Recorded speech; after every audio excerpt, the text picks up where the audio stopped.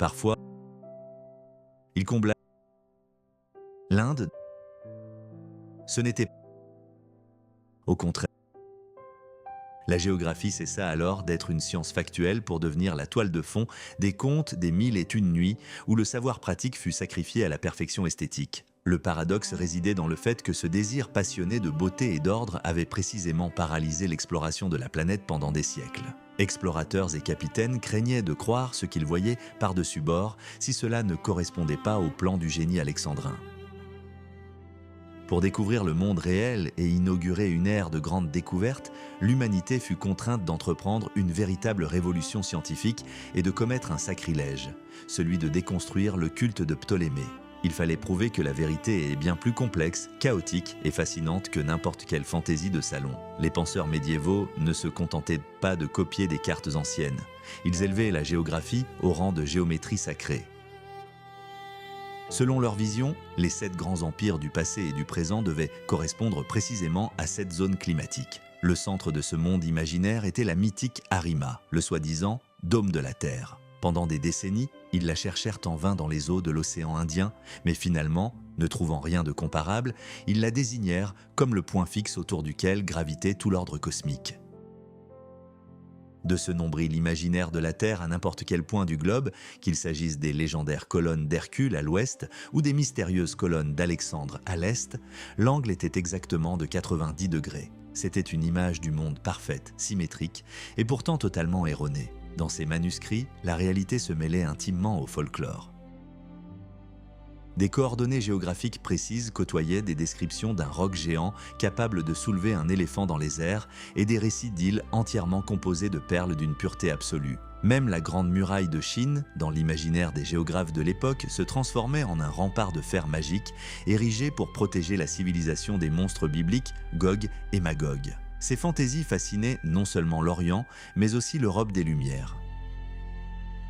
De grands penseurs comme Roger Bacon croyaient en ces cartes avec autant de ferveur qu'aux dogmes de l'Église. Ce sont ces mêmes dessins qui, des siècles plus tard, persuadèrent Christophe Colomb que la Terre avait la forme d'une poire et que l'océan Pacifique était si petit que l'Inde se trouvait littéralement au détour du rivage. Mais il existait une frontière qui inspirait une terreur paralysante, presque primale, à tous. L'Atlantique, on l'appelait la mer des ténèbres profondes. Dans le califat arabe, on croyait fermement que tout fou qui osait naviguer au-delà de l'horizon, vers le soleil couchant, devait être immédiatement dépouillé de tous ses droits civiques, comme un suicidé. On croyait que là-bas, loin des côtes, des tourbillons monstrueux faisaient rage, capables de détruire instantanément tout navire qui transgressait les limites imposées par les dieux. Tandis que les marchands arabes exploraient avec succès et assurance les eaux de l'Orient, les eaux occidentales demeuraient une zone interdite, enveloppée de ténèbres. Seuls les Vikings scandinaves, ignorant ces superstitions du Sud et non lues par Ptolémée, s'aventurèrent seuls dans l'abîme glacé, découvrant le Groenland et les rivages de l'Amérique, tandis que le reste du monde civilisé tremblait devant les monstres représentés sur ces cartes. Une génération seulement avant Henri le Navigateur, des érudits musulmans prononcèrent un verdict définitif et irrévocable sur l'Atlantique. L'océan était considéré comme une terre de chaos absolu, où un brouillard perpétuel et une obscurité impénétrable engloutissaient instantanément tout téméraire. Et il ne s'agissait pas là d'une simple superstition de marins illettrés. C'était la science officielle et reconnue de l'époque. La frontière occidentale était considérée comme absolue, et tout ce qui se trouvait au-delà était officiellement jugé inhabitable et hostile à la nature humaine. Alors que l'Europe traversait ses heures les plus sombres et les plus difficiles, Bagdad et Cordoue s'imposèrent comme les principaux centres de la pensée mondiale. C'est des sages arabes que le monde chrétien hérita de sa peur panique, presque animale, des grandes étendues d'eau. Le califat ne se contentait pas de posséder un savoir avancé. Il bloquait physiquement toutes les routes commerciales et d'exploration. Jusqu'à la chute de Lisbonne au XIIe siècle, les musulmans détenaient fermement les clés de l'océan, privant les Européens de la moindre chance d'explorer les mers lointaines. À la cour du calife Al-Mamoun, la science atteignit des sommets incroyables, presque fantastiques pour l'époque. De grands observatoires furent construits, et les coordonnées des villes furent calculées avec une précision que le reste du monde ne put atteindre pendant des siècles. Le légendaire mathématicien Al-Khwarizmi et l'infatigable explorateur Massoudi, qui inspira le célèbre Sinbad le marin, repoussèrent les frontières du monde connu, des jungles africaines jusqu'au cœur de la Chine. Masudi passa des années à sillonner les mers, apprenant tout sur la forme des continents et les courants marins. Mais face à l'Atlantique, même ces géants de l'esprit furent subjugués par la majesté des éléments. Les Arabes étaient de brillants et sans égal sur terre, comme dans les eaux chaudes de l'océan Indien, mais ils commirent une erreur fatale. Ils crurent aux dogmes anciens avec un zèle et un aveuglement excessifs. Au lieu de confronter la théorie à la pratique, ils s'obstinèrent à reproduire la réalité qu'ils découvraient sur les cartes de Ptolémée. Ils allèrent jusqu'à réduire artificiellement la circonférence de la Terre sur leurs dessins, croyant sincèrement que le monde s'arrêtait au-delà des îles Canaries. Ce refus arrogant de remettre en question les traditions établies transforma l'Atlantique en un mur psychologique infranchissable qui isola l'Europe du reste de l'humanité pendant des siècles. Après Masudi, le flambeau de l'exploration géographique fut repris par Al-Biruni et le légendaire Idrissi. Lorsque les grands califats commencèrent à s'effondrer sous le poids des troubles internes, Idrissi trouva refuge en Sicile, à la cour du roi Roger, homme éclairé. Là, combinant traités anciens et récits de marins récents, il fit fondre un gigantesque disque terrestre en argent pur. Sur ce précieux artefact, les contours de contrées aussi lointaines et mystérieuses que la Norvège et les côtes de la mer Blanche commencèrent à se dessiner pour la première fois. Mais l'Atlantique continuait de terrifier même les plus braves. Idrissi a précieusement conservé le récit des 8 vagabonds de Lisbonne qui avaient osé scruter l'horizon. Selon la légende, ils se frayèrent un chemin à travers d'épais brouillards et atteignirent d'étranges îles peuplées de moutons à la viande amère et immangeables. Lorsqu'ils furent amenés devant le roi local, celui-ci se contenta de rire bruyamment de leur tentative naïve de trouver le rivage. Il raconta comment ses propres hommes avaient navigué vers l'ouest pendant 1 mois, jusqu'à ce que la lumière du soleil disparaisse complètement dans les ténèbres éternelles et étaient finalement revenus bredouilles face au néant. Parallèlement, à l'est, le monde musulman célébrait son triomphe géographique. Les marchands arabes transformèrent l'océan Indien en un véritable lac intérieur, bâtissant un réseau prospère de ports, du Mozambique jusqu'au rivage de l'Inde. En cet âge d'or, le statut d'un véritable érudit impliquait de longs et obligatoires voyages. L'éducation était considérée comme incomplète et superficielle si l'on n'avait pas parcouru personnellement l'ensemble du monde islamique d'un bout à l'autre. Cependant, le temps joua inexorablement contre eux. Les interminables guerres civiles et l'invasion turque plongèrent peu à peu les califats florissants dans le chaos. Et la science avancée céda la place à la barbarie et aux superstitions obscures. Les cartes d'Idrisi furent progressivement remplacées par les portulans italiens, plus précis et plus pratiques. L'initiative de l'exploration du monde passa lentement mais sûrement aux Vénitiens et aux Génois, qui contournèrent avec audace des caps longtemps considérés comme infranchissables. Le dernier grand titan de cette époque révolue fut Ibn Battuta, explorateur d'une envergure exceptionnelle pour qui les frontières entre le Maroc et la Chine n'existaient déjà plus. C'est lui, avec son voyage épique, qui clôtura le grand chapitre des découvertes géographiques arabes. Tandis que le monde arabe sombrait dans le conflit, à l'autre bout du globe, une force s'éveillait lentement mais inexorablement qui allait bientôt redessiner la carte du monde. Nous avons coutume d'associer la domination européenne au nom de colons et de Magellan. Mais il est important de comprendre que leur triomphe s'est préparé pendant un millénaire. Tout a commencé non pas dans le grondement des canons et le craquement des ponts des caravelles, mais avec les bâtons et les prières silencieuses d'humbles pèlerins. Dès le IVe siècle, alors que le savoir antique commençait à décliner, le monde chrétien découvrit une nouvelle et incroyablement puissante raison d'entreprendre des voyages au long cours, la foi. L'impératrice Hélène fit du pèlerinage dans les lieux saints une tradition d'État et dès 333 parut le premier guide de pèlerinage détaillé décrivant l'itinéraire de Bordeaux à Jérusalem. Ce furent là les premiers vestiges, à peine perceptibles, d'une connaissance géographique, recueillie dans une ère de chaos, de barbarie et de dévastation. Les pionniers de cette époque firent preuve d'une audace incroyable. La noble Sylvia d'Aquitaine atteignit les frontières même de la Perse hostile, traversa en personne l'Euphrate tumultueux et décrivit en détail les rudes coutumes des montagnards, tandis que le reste de l'Europe sombrait dans une profonde léthargie. Bien sûr, on comptait aussi parmi eux quelques fantaisistes, comme Antonin de Plaisance. Il écrivit avec le plus grand sérieux sur des régions inhabitables en raison de l'abondance de serpents venimeux et d'hippocentaures, mêlant de façon surprenante d'importantes informations commerciales sur la soie aux légendes les plus extravagantes et les plus absurdes. Plus tard, à cette ferveur religieuse s'ajouta la fureur des Vikings et les calculs commerciaux pragmatiques et froids des républiques marchandes. Ainsi, peu à peu, par les pèlerinages, le commerce et des guerres incessantes, l'Europe accrut son influence et sa puissance d'exploration. À la naissance du prince Henri le Navigateur, cette dynamique était si puissante que le monde islamique, l'Inde et la Chine se retrouvèrent dès bientôt sous l'influence des voiles européennes. Une ère entièrement nouvelle s'annonçait, où les anciennes frontières entre les mondes s'effaçaient à jamais. Les pèlerins de cette époque de transition, à l'instar d'Antonin de Pléance mentionné précédemment, ont transformé leur récit de voyage en un véritable défilé d'absurdités. Il assurait à ses lecteurs que le Jourdain coule à rebours chaque année et que la colonne de sel de la femme de Lot fond progressivement, constamment léchée par des touristes trop curieux. À Jérusalem, il décrivait une pierre sacrée qui, soi-disant, émettait un son semblable au murmure d'une foule immense et il considérait les grandes pyramides égyptiennes comme de simples greniers à grains. Mais même ce chaos informationnel paraît bien pâle en comparaison de la théorie de Cosmas Indicopleustes. Cet homme, connu sous le nom d'Aristote chrétien, décida de démolir une fois pour toutes ce qu'il considérait comme des légendes urbaines sur une terre sphérique. Dans son système cohérent, le monde est un parallélogramme plat, exactement 2 fois plus long que large. La voûte céleste, qui reproduit fidèlement la forme d'une tente biblique, est solidement fixée à ce rectangle. Au nord de cette structure s'élève une montagne colossale derrière laquelle le soleil se cache chaque soir, assurant l'alternance du jour et de la nuit.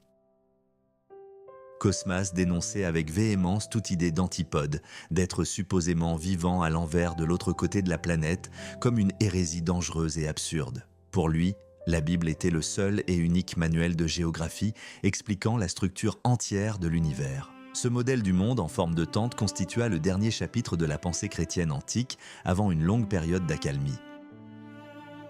Avec l'avènement de l'islam au 7e siècle, la science européenne sombra définitivement dans un profond et impénétrable crépuscule de l'âme. Pendant 5 siècles, aucun cartographe ni théoricien sérieux n'émergea en Occident, capable de remettre en question la conception cosmique du monde et de restituer à l'humanité la véritable échelle de la planète. Tandis que le monde chrétien s'enthousiasmait pour les légendes de murs célestes et d'anges censés faire tourner la sphère céleste et contrôler le temps, des événements d'une toute autre ampleur se déroulaient en Orient. Alors que l'Europe s'enfermait volontairement dans le carcan des dogmes bibliques, les savants arabes reprenaient le flambeau des sciences antiques. Ce furent les Sarrasins à cette époque qui devinrent les véritables gardiens du savoir sur la structure véritable de la Terre. Tandis que les bibliothèques monastiques occidentales réécrivaient les fantasmes d'une terre plate, à Bagdad et à Cordoue, Ptolémée et Aristote étaient traduits, la longueur du méridien terrestre était précisée et des astrolabes complexes étaient créés. L'Europe demeura prisonnière de ses propres illusions pendant des siècles, transformant la géographie en un recueil de contes mystiques. Dans ce profond crépuscule de la raison humaine, la connaissance véritable de la planète devint un luxe superflu. Pendant 3 siècles, seuls les pèlerins osèrent entreprendre de véritables longs voyages. Mais n'attendaient pas d'eux la précision des cartographes. Leurs récits de voyage s'apparentaient davantage à des fantaisies modernes qu'à des travaux scientifiques. Pour eux, le monde n'était pas un objet physique, mais la toile de fond d'un texte sacré. Prenons l'exemple de l'évêque franc Arculphe. Arrivé à Jérusalem à la fin du 7e siècle, il ne se contenta pas de prier dans les sanctuaires. Il recherchait des preuves tangibles des vérités bibliques. Arculphe affirmait avec ferveur que Jérusalem était le centre géographique du monde. Comme preuve irréfutable, il citait une haute colonne qui ne projetait aucune ombre à midi lors du solstice d'été.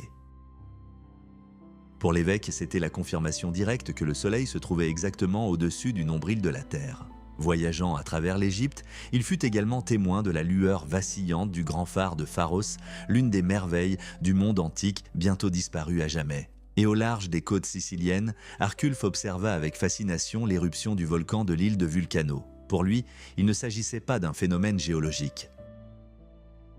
Il était convaincu de voir de la véritable fumée des enfers. De plus, l'évêque assurait à ses auditeurs que ce feu infernal devenait particulièrement dense et furieux les vendredis et samedis, comme pour rappeler aux pécheurs le châtiment à venir. Plusieurs décennies plus tard, un autre voyageur, l'anglais Willibald, se heurta à la dure réalité politique de l'époque. De vastes territoires étaient déjà sous le contrôle du califat et l'arrivée d'un étranger éveillait les soupçons. Willibald fut emprisonné comme espion Et ce n'est que par miracle qu'il parvint à se justifier auprès du souverain à Damas. Son argument était simple et naïf. Il prétendait venir des confins du monde, d'un lieu où le soleil se couche et où ne règne que l'eau à perte de vue, et qu'il ne pouvait donc représenter une menace pour le grand calife. Pour faire sortir clandestinement du précieux baume de Palestine, Willibald employa la ruse d'un détective. Il dissimula la marchandise de contrebande dans une calebasse évidée et la recouvrit d'une huile nauséabonde. Les douaniers vigilants, reniflant le récipient, se contentèrent de grimacer de dégoût, ignorant qu'ils laissèrent passer une cargaison des plus précieuses. D'autres voyageurs de cette époque, contemplant les majestueuses pyramides égyptiennes, ne les voyaient pas du tout comme les tombeaux de grands rois. Pour le pèlerin du Moyen-Âge, elles étaient les greniers de Joseph, d'immenses entrepôts où le héros biblique avait jadis stocké du grain pour sauver l'Égypte de la famine. Voyager à cette époque n'était pas une quête de connaissances nouvelles, mais une épreuve de foi périlleuse. Chaque étape en terre étrangère s'accompagnait de péages exorbitants. Sur terre, les voyageurs étaient la proie des bandits, et en mer, des tempêtes et des marchés aux esclaves, où un moine chrétien ne valait pas plus qu'une bête de somme. Cette période d'errance timide, presque aveugle, ne fut que le calme avant la grande tempête qui déferla du nord. Le temps des pèlerins, rampant avec crainte sur les chemins sacrés sous la menace de mort, touchait à sa fin. Les ombres rapides des dracars se dessinèrent déjà à l'horizon. Les maîtres de l'ère nouvelle étaient les rois de la mer, les Vikings. Ce peuple ferait de l'océan sa demeure et anéantirait à jamais les anciennes frontières rassurantes de la chrétienté. Le monde du haut Moyen-Âge nous paraît aujourd'hui étriqué et naïf. Mais c'est précisément dans ce contexte restreint que naquit l'audace téméraire des premiers véritables explorateurs. Tandis que des érudits, retranchés dans leurs monastères, débattaient jusqu'à l'épuisement de l'interprétation des textes anciens, ceux que le Sud civilisé considérait comme des loups des mers et des chiens de la barbarie commencèrent à redessiner la carte du monde. Ces anciens pirates et nomades devinrent la force brutale et irrésistible qui tira l'Europe de sa torpeur séculaire. Tandis que l'islam régnait au sud et à l'est, bloquant les routes commerciales traditionnelles vers l'Inde, les mers du nord restaient ouvertes à ceux qui bravaient les embruns glacés et les tempêtes féroces. L'expansion viking fut la première lueur d'espoir dans l'océan des ténèbres médiévales. Ce ne fut pas seulement une période de raids sanglants, mais une ère de formidable éveil de la volonté humaine. Tandis que les royaumes chrétiens stagnaient, l'énergie païenne des Normands les repoussait toujours plus loin, jusqu'à l'horizon où, selon les cartes de l'époque, le monde était censé s'achever. La rapidité de leur progression vers l'ouest est tout simplement stupéfiante. En 787, le premier débarquement enregistré en Angleterre eut lieu. Un siècle plus tard seulement, leurs colonies prospérèrent déjà en Islande, transformant cette île hostile en un bastion de liberté. En 877, le navigateur Gunnbjörn aperçut, au cours d'une tempête, les contours de nouvelles terres inconnues à l'ouest. Plus tard, le légendaire Éric le Rouge, exilé d'Islande pour meurtre, fit preuve d'un talent remarquable que nous appellerions aujourd'hui marketing. Il baptisa le désert glacé qu'il avait découvert Groenland, la Terre verte. Éric estima, à juste titre, qu'un nom beau et prometteur attirerait bien plus de colons qu'une description honnête des glaciers et du pergélisol. Les Vikings accomplirent l'impossible. Ils transformèrent l'Atlantique, autrefois un piège mortel, en une voie de passage florissante. Lorsque les fjords du Groenland devinrent un point de transit fiable, la conquête des côtes américaines ne fut plus qu'une question de temps et de chance. L'ancien monde s'était tellement rapproché des frontières du nouveau que la rencontre des deux mondes devint absolument inévitable. Il ne s'agissait pas simplement de la recherche de nouveaux pâturages ou de territoires de chasse, c'était la naissance d'une nouvelle histoire mondiale dont l'Europe resterait longtemps dans l'ignorance. Le saut du Groenland vers l'inconnu s'est produit presque par hasard. En 989, le navigateur Bjarni Herjulsson, tentant de rejoindre le Groenland, se perdit dans un épais brouillard. Lorsque celui-ci se dissipa, il aperçut à l'horizon d'étranges rivages densément boisés. Bjarni n'osa pas débarquer, mais ses récits d'une terre mystérieuse à l'ouest se répandirent rapidement dans les fjords du nord. En l'an 1000, Leif Erikson, fils d'Éric le Rouge, acheta le navire de Bjarni et mena ses hommes vers l'inconnu. Ils rencontrèrent d'abord les étendues glacées et hostiles d'Eluland, le pays des pierres plates, puis les forêts denses de Markland, le pays des forêts. Mais le véritable trésor était Vinland. d'énormes saumons dans les rivières, des raisins sauvages à profusion et une herbe verte qui ne se desséchait jamais, même en hiver. Pour ces rudes vikings, ce lieu semblait une véritable terre promise. Pourtant, ce paradis avait déjà ses propriétaires légitimes. Le frère de Leif, Thorvald, fut le premier à verser le sang sur le nouveau continent, massacrant de sang-froid un groupe d'autochtones que les Vikings appelaient les Skrellings. La vengeance fut immédiate. Lors d'une violente escarmouche, Thorvald fut terrassé par une flèche, devenant ainsi le premier Européen à trouver la mort en Amérique. La tentative de colonisation la plus ambitieuse fut celle de Thorfinn Karlsefni. Il ne s'agissait plus d'une simple expédition de reconnaissance. 3 navires, 160 hommes et même du bétail, ils arrivèrent au Vinland, non pour des gains rapides, mais pour fonder un nouveau foyer, s'y enraciner. C'est là que naquit Snorri, le premier enfant européen de l'histoire à voir le jour sur les rivages de l'Amérique. Mais la paix fragile avec les autochtones laissa rapidement place à un siège sanglant. Les Skrellings attaquèrent en masses immenses, utilisant des armes et des tactiques étranges auxquelles les Vikings n'étaient de pas préparés. Les forces des colons s'amenuisaient de jour en jour. Les Normands prirent conscience de l'amère vérité. Il était impossible de conserver cette terre fertile avec des forces si réduites. L'océan était trop vaste pour des renforts réguliers, et le continent hostile trop grand et imprévisible. Après quelques années, les colons, épuisés et démunis, abandonnèrent leur colonie et retournèrent définitivement au Groenland. Pendant 5 longs siècles, la grande découverte de l'Amérique devint une épopée à demi oubliée, longtemps considérée comme une simple légende, certes belle, mais invraisemblable dans l'Europe des Lumières. L'échec de Karlsefni n'entama pas immédiatement l'ardeur des Vikings. En 1011, Freydis, fille d'Éric le Rouge, partit pour le Vinland. Mais au lieu de la prospérité, la nouvelle colonie fut plongée dans une profonde discorde et un massacre brutal. Les colons s'entretuèrent par cupidité, rancune tenace et lutte de pouvoir. Bientôt, les survivants s'enfuirent en déshonneur vers le Groenland. Après cette tragédie, le grand rêve des terres de l'Ouest commença à s'estomper, enfoui sous les glaces et l'oubli. Pendant les 3 siècles suivants, des navires vikings isolés atteignirent sporadiquement les côtes américaines pour se procurer du bois, une ressource qui faisait cruellement défaut au Groenland. Mais il ne s'agissait là que de pâles reflets de leur gloire passée, de visites occasionnelles aux confins du monde, tandis que la glace de l'Arctique, en progression, effaçait lentement mais sûrement les dernières traces des Scandinaves dans le Nouveau Monde. À l'autre bout du globe, dans les ports chauds du sud, les caravelles portugaises s'apprêtaient déjà à redessiner à jamais la carte du monde. Mais si les Vikings furent finalement vaincus à l'ouest, ils ont forgé à l'est une histoire qui se poursuit encore aujourd'hui. Tandis que certains périrent dans les forêts du Vinland, d'autres bâtirent de grands empires. Les Scandinaves transformèrent les terres de la future Russe en un royaume prospère. Gardariki, une terre de cité. En 862, Rurik s'installa à Novgorod, jetant les bases d'un vaste État qui, des décennies plus tard, allait rivaliser avec Byzance. Pour les rois du Nord exilés, les terres russes devinrent une seconde patrie et le refuge le plus sûr. Olaf Tryggvason et Olaf le Saint vécurent des années durant à la cour des princes de Novgorod, tandis qu'une mort certaine les attendait dans leur patrie.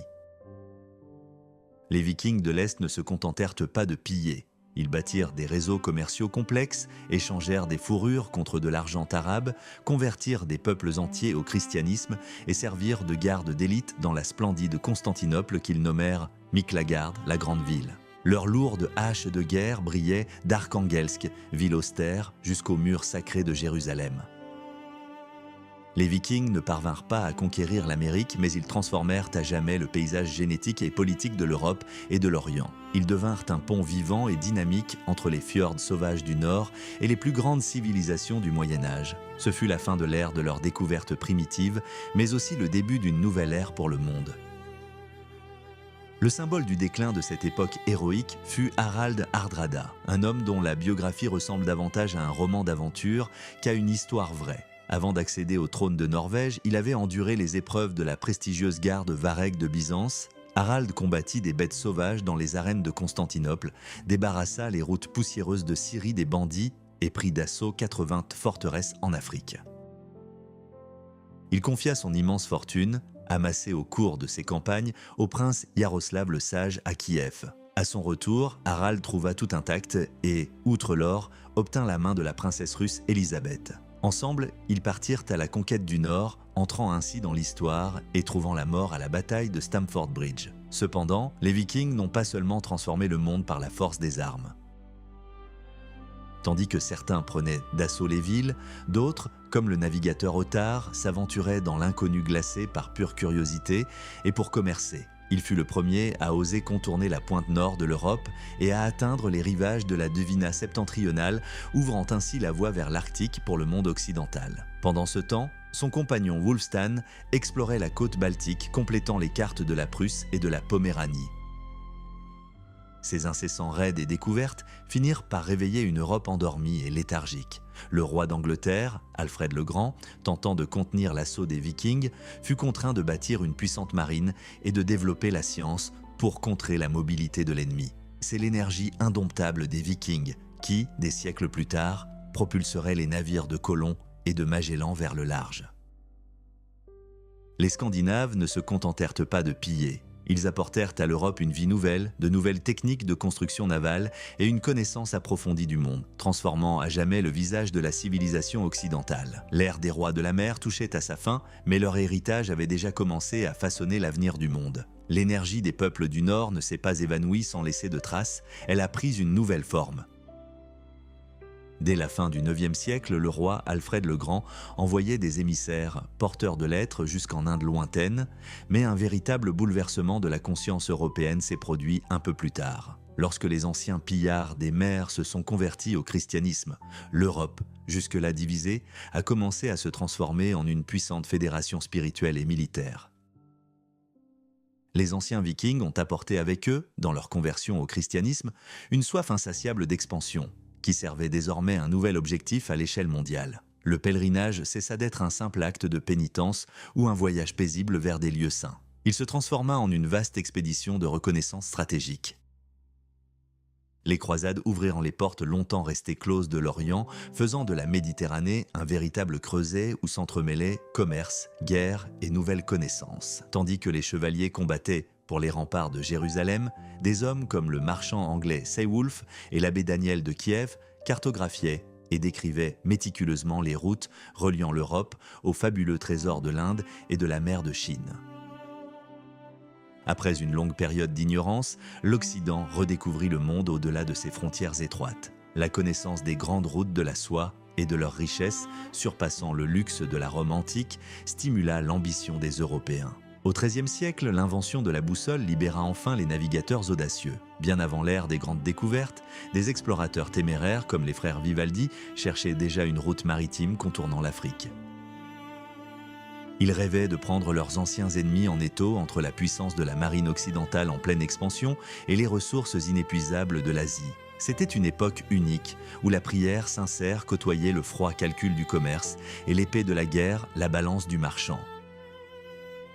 Même si les récits anciens des expéditions vikings en Amérique prenaient en la poussière dans les archives fermées du Vatican et que les colonies du Groenland sombraient lentement dans l'oubli glacé, le cycle de l'histoire était déjà lancé à son terme. Il était devenu impossible d'arrêter cette marche vers de nouveaux horizons.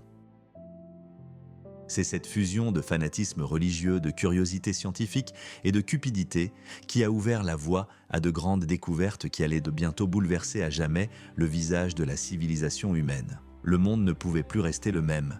Il commença à s'étendre, repoussant les limites et les conceptions de l'impossible. La prise de Jérusalem en 1099 transforma la Méditerranée en une voie de communication intense.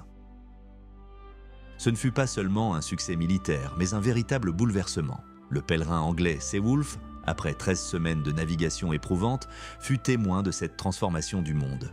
Tandis qu'il voyait de violentes tempêtes réduire en miettes des dizaines de navires marchands, la géographie elle-même se redessinait. Les mers furent enfin débarrassées des pirates et les anciennes routes sinueuses à travers l'Égypte cédèrent la place à des voies directes vers des sanctuaires légendaires. Voyager n'était plus l'apanage des fous, c'était devenu une nécessité pour des milliers de personnes. Mais les gens affluaient au Saint-Sépulcre pour bien plus que le simple salut.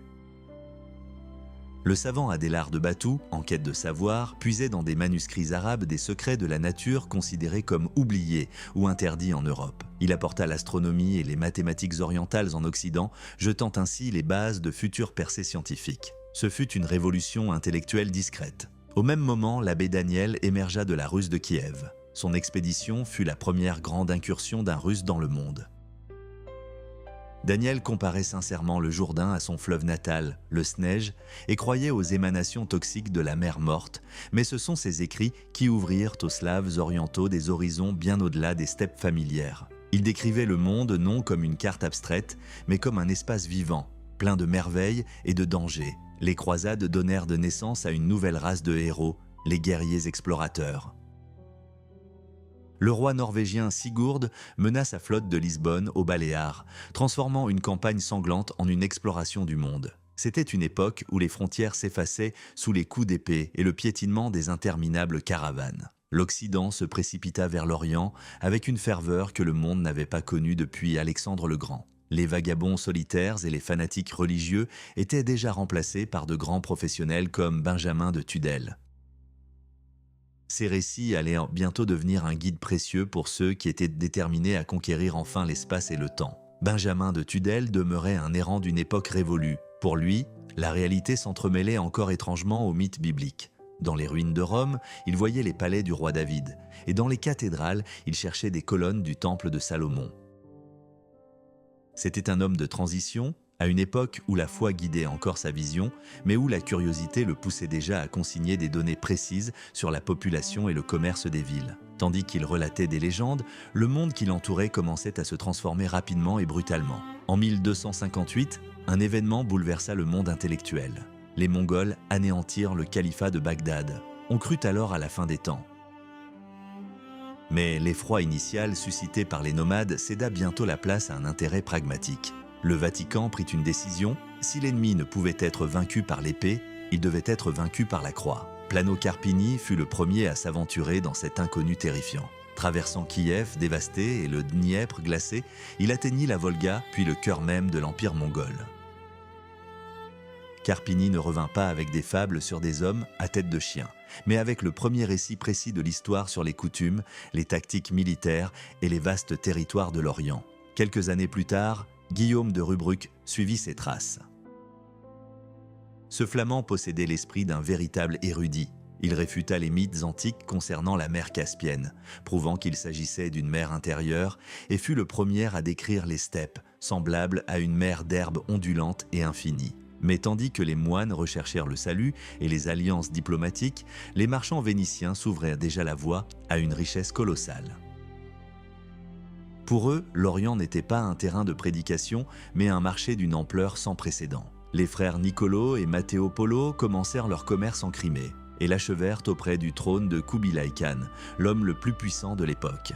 Impressionné par leur courage et leur sens des affaires, le souverain les renvoya avec une paisa d'or, un document spécial, sorte de passeport, leur garantissant un passage sans entrave et une demande de savant. En 1271, les frères repartirent pour l'Orient, emmenant avec eux le jeune Marco Polo. Leur périple de 3 ans et de plus de 5000 km les mena à travers l'Arménie et Bagdad jusqu'aux toits étincelants de Khan Balik. Ainsi débuta une ère qui allait tisser un lien indissoluble entre l'Europe et l'Asie en un réseau complexe d'échanges commerciaux et d'intrigues politiques. L'Orient accueillait les voyageurs avec une cruauté glaciale et un luxe sans pareil.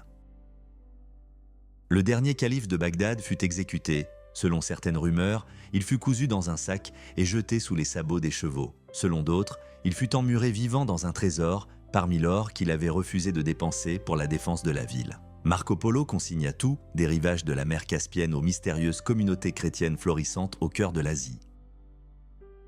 Un voyage à travers la Perse aride et les Pamirs enneigés et arides mena les Vénitiens jusqu'au trône d'or de Kubilai Khan. Marco passa 17 ans ici, gravissant les échelons d'un simple marchand à un fonctionnaire de confiance du Khan. Il découvrit un empire dont l'immensité laissait tout simplement perplexe un Européen de l'époque. 10 000 auberges, des centaines de milliers de chevaux frais et des courriers filant à toute allure sur les routes. Le Yangtze semblait une mer sans fin où des milliers de navires naviguaient simultanément, chargés de soie, de sel et d'épices. C'était une civilisation des siècles en avance sur l'Europe. La capitale, Khan Balik, impressionné par son plan d'une précision mathématique, mais le véritable choc culturel fut Kinsay, la majestueuse cité du ciel. 12 000 ponts de pierre, des bains publics luxueux, des jardins et une monnaie de papier exotique remplaçant l'or et l'argent. Les habitants de cette métropole baignaient dans le luxe et l'ordre était si impeccable que les boutiques ne fermaient même pas la nuit. Marco la décrivait avec un enthousiasme que ses contemporains, restés au pays, auraient en pris pour les divagations d'un fou. C'est grâce à Polo que l'Europe entendit parler pour la première fois du Cipangu, le Japon, une nation insulaire mystérieuse où, disait-on, les sols des palais étaient recouverts de feuilles d'or pur d'une épaisseur de 2 doigts. Il décrivit la défaite cuisante de la flotte mongole au large de ses côtes et des milliers d'îles tropicales embaumant l'aloès, le santal et le poivre noir. Marco découvrit le Tibet sauvage avec ses chiens immenses et féroces et les jungles du Bengale où les habitants ornaient leur peau de tatouages complexes. Le monde, dans ses récits, devint vaste, coloré et incroyablement fascinant. 20 ans plus tard, le mal du pays devint insupportable. Le Khan hésitait à se séparer de ses précieux conseillers, devenus presque sa famille, mais le hasard voulut que les Polos se voient de confier une mission honorable et périlleuse, conduire une princesse mongole à son fiancé en Perse par la mer. Ainsi commença leur long périple des contes de fées de la Chine à la rude Europe médiévale, qui longtemps considéreraient leurs récits comme de pure fiction et qualifieraient le livre de Marco de « livre des 1000 merveilles », sous-entendant 1 million de fables. En 1292, une immense flottille quitta le port de Zaïton. Les Polos transportaient une princesse, mais leur route les mena à travers des contrées qui semblaient aux Européens une terrifiante hallucination. Ils longèrent Java, alors considérée comme la plus grande île du monde, et restèrent de bloqués pendant 5 mois parmi les tribus de Java mineurs, où le cannibalisme était monnaie courante. Marco consigna chaque rumeur et chaque observation, des récits de sauvages à tête de chiens assez lents, dont les rivages, selon les légendes locales, étaient inexorablement engloutis par l'océan. Après avoir contourné l'Inde, Polo fut le premier à rapporter à l'Occident la nouvelle des îles gigantesques de Madagascar et de Zanzibar. Mais ses contemporains furent encore plus stupéfaits par ses descriptions du Nord. Il évoquait la Sibérie glacée, où l'on chassait la précieuse fourrure en traîneau à chien, et la lointaine Russe, terre d'obscurité éternelle où le soleil est invisible 6 mois par an et où l'air est lourd et dense de givre.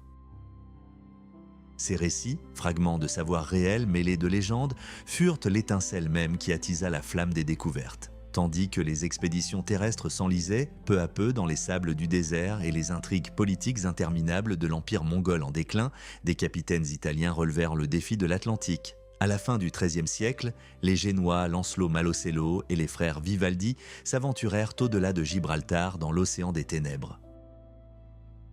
Ils rêvaient d'atteindre l'Inde par la mer, de faire le tour de l'Afrique, mais ils redécouvrirent les îles Canaries, transformant d'anciens mythes oubliés en une réalité tangible et périlleuse. Ainsi, au début du XIVe siècle, l'histoire se détourna enfin des pistes poussiéreuses des caravanes pour se concentrer sur les ponts goudronnés des navires. Une nouvelle classe sociale émergeait à Lisbonne et à Gênes, les explorateurs professionnels.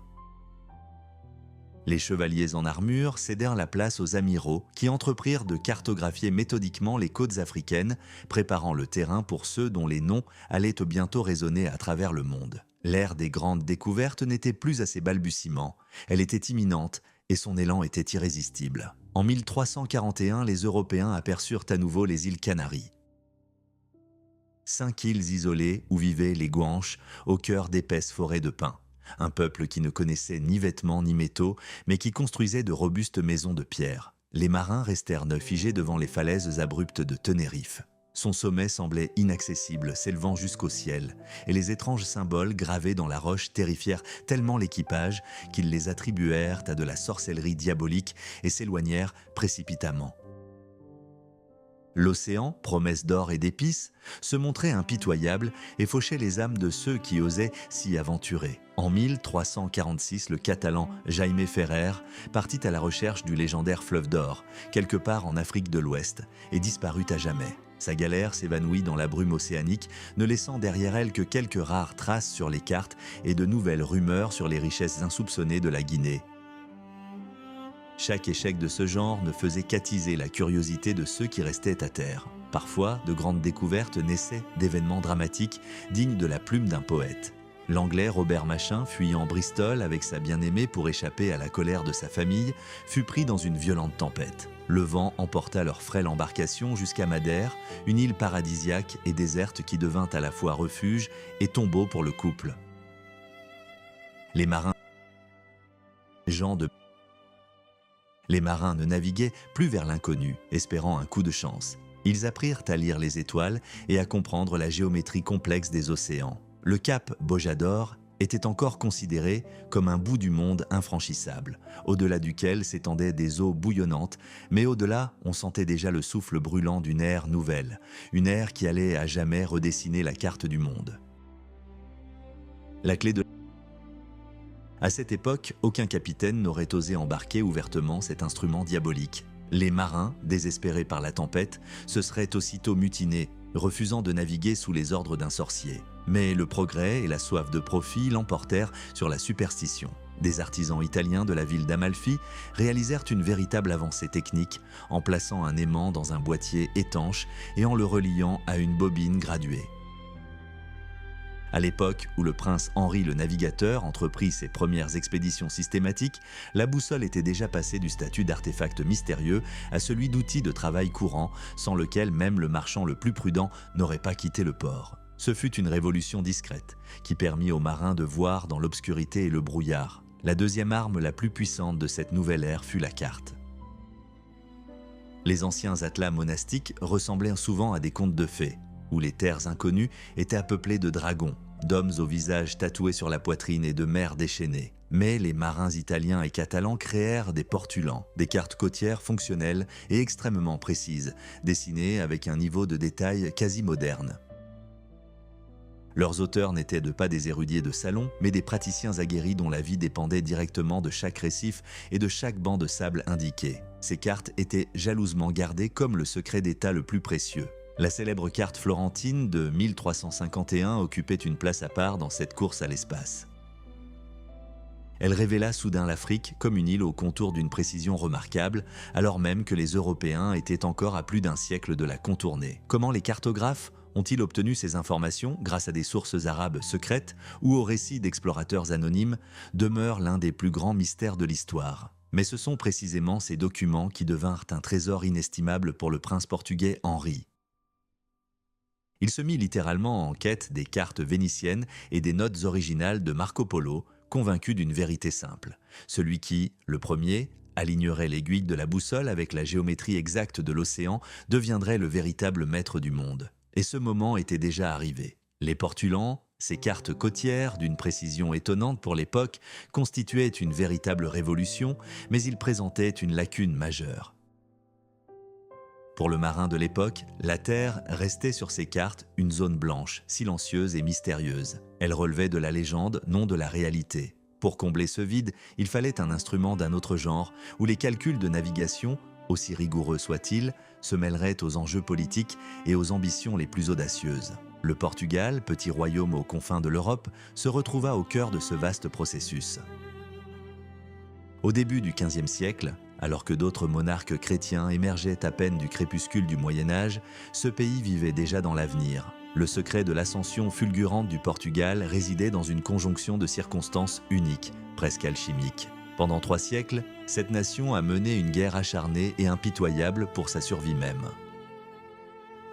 D'abord, les Portugais ont littéralement arraché leurs terres aux Maures lors de la Reconquista, puis ont passé des décennies à défendre leur souveraineté dans des affrontements sanglants contre la puissante Castille. Cette lutte sans fin n'a pas seulement forgé la nation.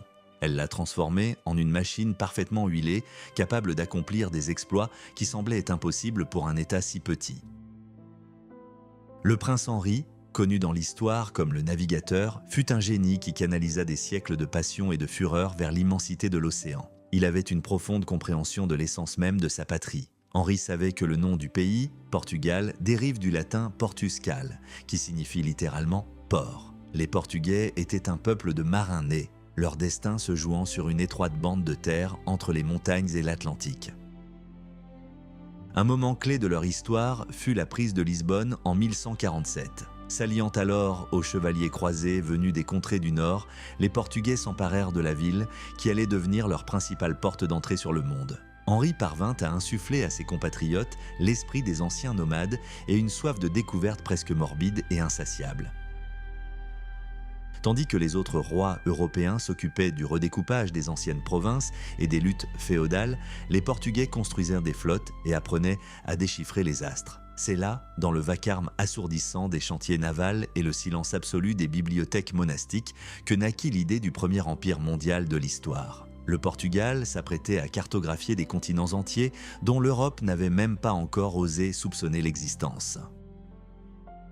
Ce pays était en proie à des tensions internes depuis des siècles, marquées par l'épreuve des batailles contre le monde islamique. Avec le déclin des grandes croisades, les pragmatiques remplacèrent les fanatiques. Le roi d'Inis, surnommé le travailleur par le peuple, fut le premier à comprendre une vérité simple. La survie aux confins de l'Europe ne pouvait être assurée que par une expansion constante. Il ne perdit pas de temps en vaines réjouissances. Dini se dota d'une puissante marine, recruta les meilleurs amiraux génois et enchaîna Lisbonne dans un réseau d'accords commerciaux avec Londres et Bruges. Mais cette ascension fulgurante faillit tourner au désastre à cause d'une faiblesse humaine fatale. Ferdinand le Bel, dernier monarque de l'ancienne dynastie, fut prisonnier de sa passion pour sa maîtresse, Léonora Tellès. Pour cette femme, il n'hésita pas à trahir ses alliés les plus fidèles et à réprimer avec une cruauté inouïe les rébellions de son peuple. Après sa mort, le Portugal était au bord de l'extinction, menacé de devenir une simple province de Castille. C'est alors que, dans ce moment critique, Juan Davis, bâtard et grand maître de l'ordre de la chevalerie, fit son apparition. Son ascension au pouvoir fut semée d'embûches. Il survécut à de nombreuses tentatives d'assassinat, à de faux ordres d'exécution et au sombre cachot de la prison. Mais Juan resta inébranlable et mena un soulèvement national. Lors de la légendaire bataille d'Aljubarrota, les Portugais, en infériorité numérique, infligèrent une défaite cuisante aux forces castillanes, se libérant enfin des intrigues et des prétentions espagnoles. Rampioré ne s'est pas contenté de s'emparer de la couronne. Il a profondément transformé l'identité même de la nation portugaise. Il a fait de Lisbonne une véritable capitale, a officiellement remplacé le latin par le portugais, langue vivante et riche, et a bâti un système de pouvoir inébranlable.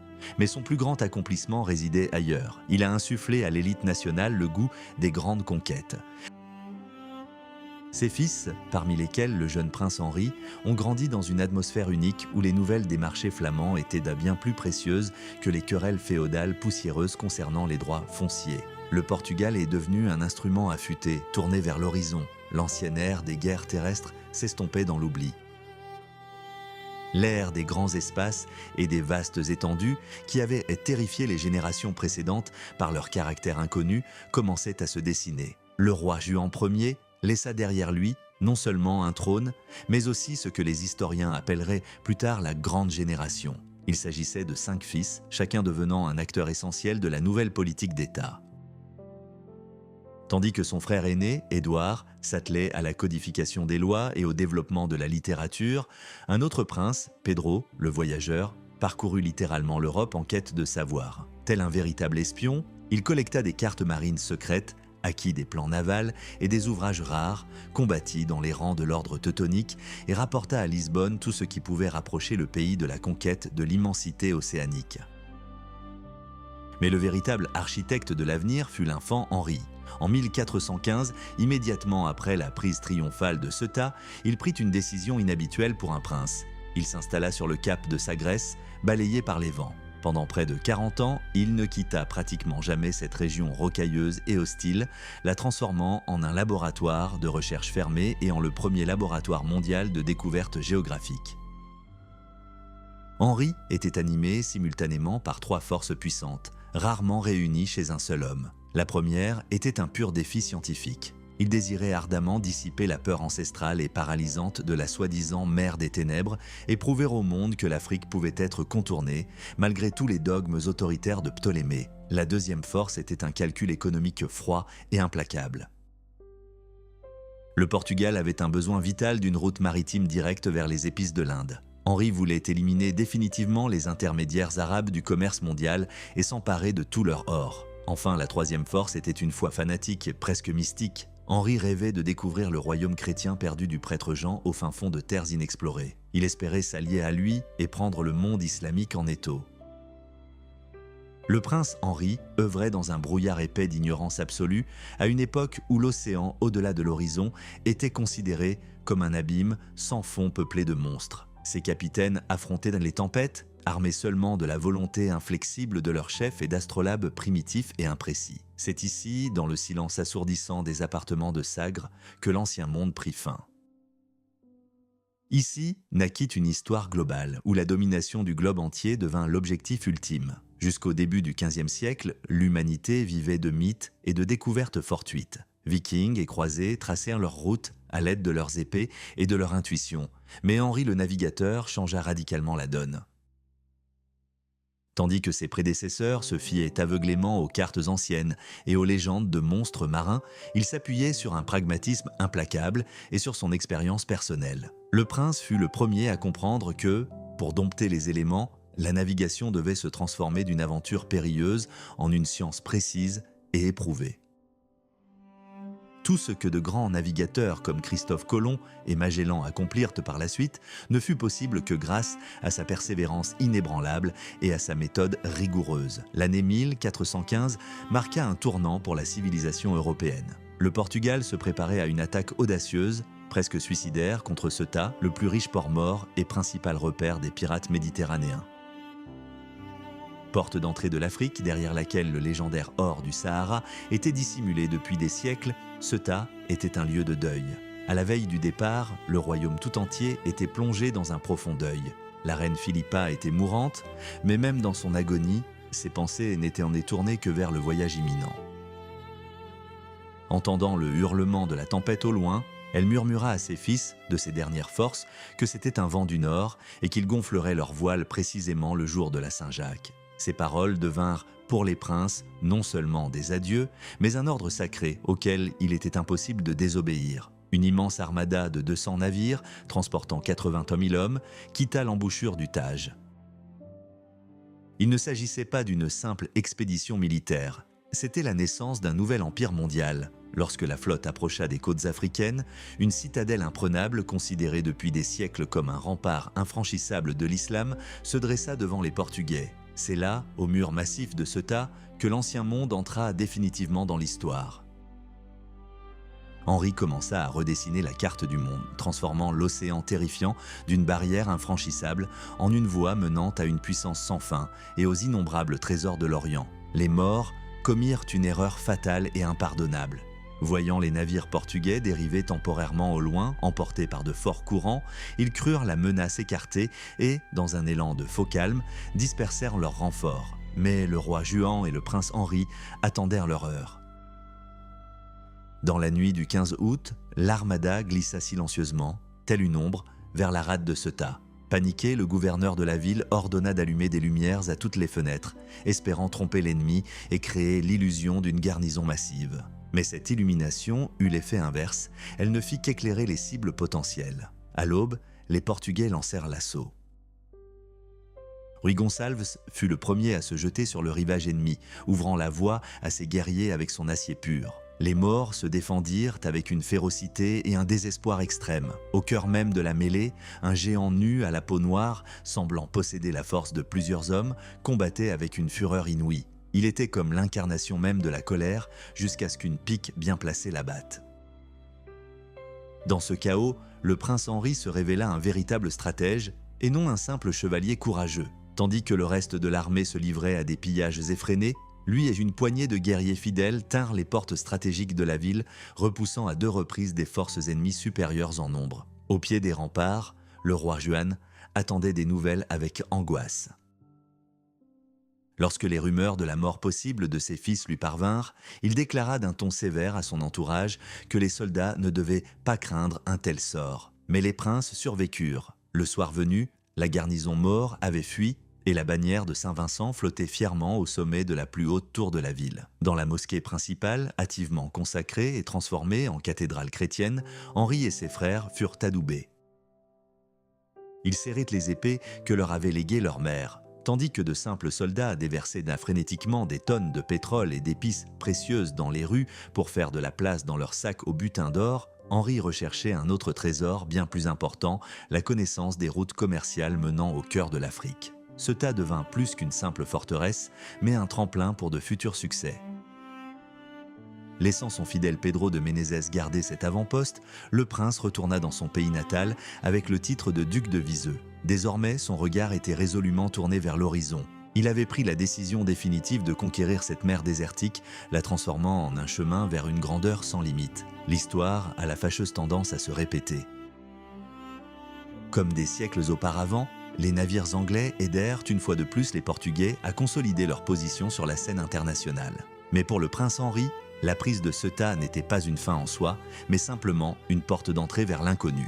Au contact des morts capturés, il apprit des faits jamais consignés dans aucun ouvrage européen. On lui parla de caravanes voyageant des mois durant à travers les sables brûlants jusqu'à la légendaire Tombouctou et du mystérieux fleuve Sénégal. Henri devint obsédé par cette idée. Il rêvait de trouver une route maritime vers les richesses de l'Afrique et ses alliés mythiques. Il était attiré non seulement par l'or, mais aussi par une ancienne prophétie. Les astres lui promettaient le rôle d'un grand conquérant, révélant des secrets cachés à l'humanité depuis des millénaires. Pour réaliser ce rêve, le prince abandonna volontairement la splendeur et le luxe de la cour de Lisbonne et se réfugia sur les falaises escarpées du Cap Sagres. Là, aux confins du monde où l'océan se fracasse avec fracas contre le rivage, il fonda le premier centre mondial de technologie maritime de l'histoire. Henri transforma sa cour en un véritable bastion intellectuel, réunissant autour de lui les meilleurs spécialistes de l'époque, mathématiciens arabes, cartographes juifs et artisans italiens de grand talent. À cette époque, un véritable chef-d'œuvre d'ingénierie voyait le jour dans les chantiers navals de Lagos, ville voisine, la Caravelle. Instrument idéal pour dompter les flots, elle était légère, incroyablement maniable et, surtout, capable de remonter au vent. Sagres devint à la fois un observatoire et un centre de formation où les simples marins d'hier se transformaient en navigateurs professionnels capables de déterminer la latitude et de tracer une route en haute mer. Les premiers triomphes de cette approche scientifique ne tardèrent pas à se manifester. En 1418, une violente tempête poussa les navires des capitaines Zarco et Vasse à s'échouer sur la petite île de Porto Santo. Bientôt, les forêts denses et impénétrables de Madère apparurent à l'horizon. Henri Ier agit avec une rapidité et une détermination fulgurantes. Il envoya les premiers colons sur ces nouvelles terres, leur fournissant des plants de roseaux siciliens et des vignes crétoises. Le Portugal fit ainsi ses premiers pas assurés dans l'océan des ténèbres. Dès lors, l'horizon cessa d'être un obstacle redoutable. Il devint une voie dégagée vers une grandeur infinie et la domination du monde.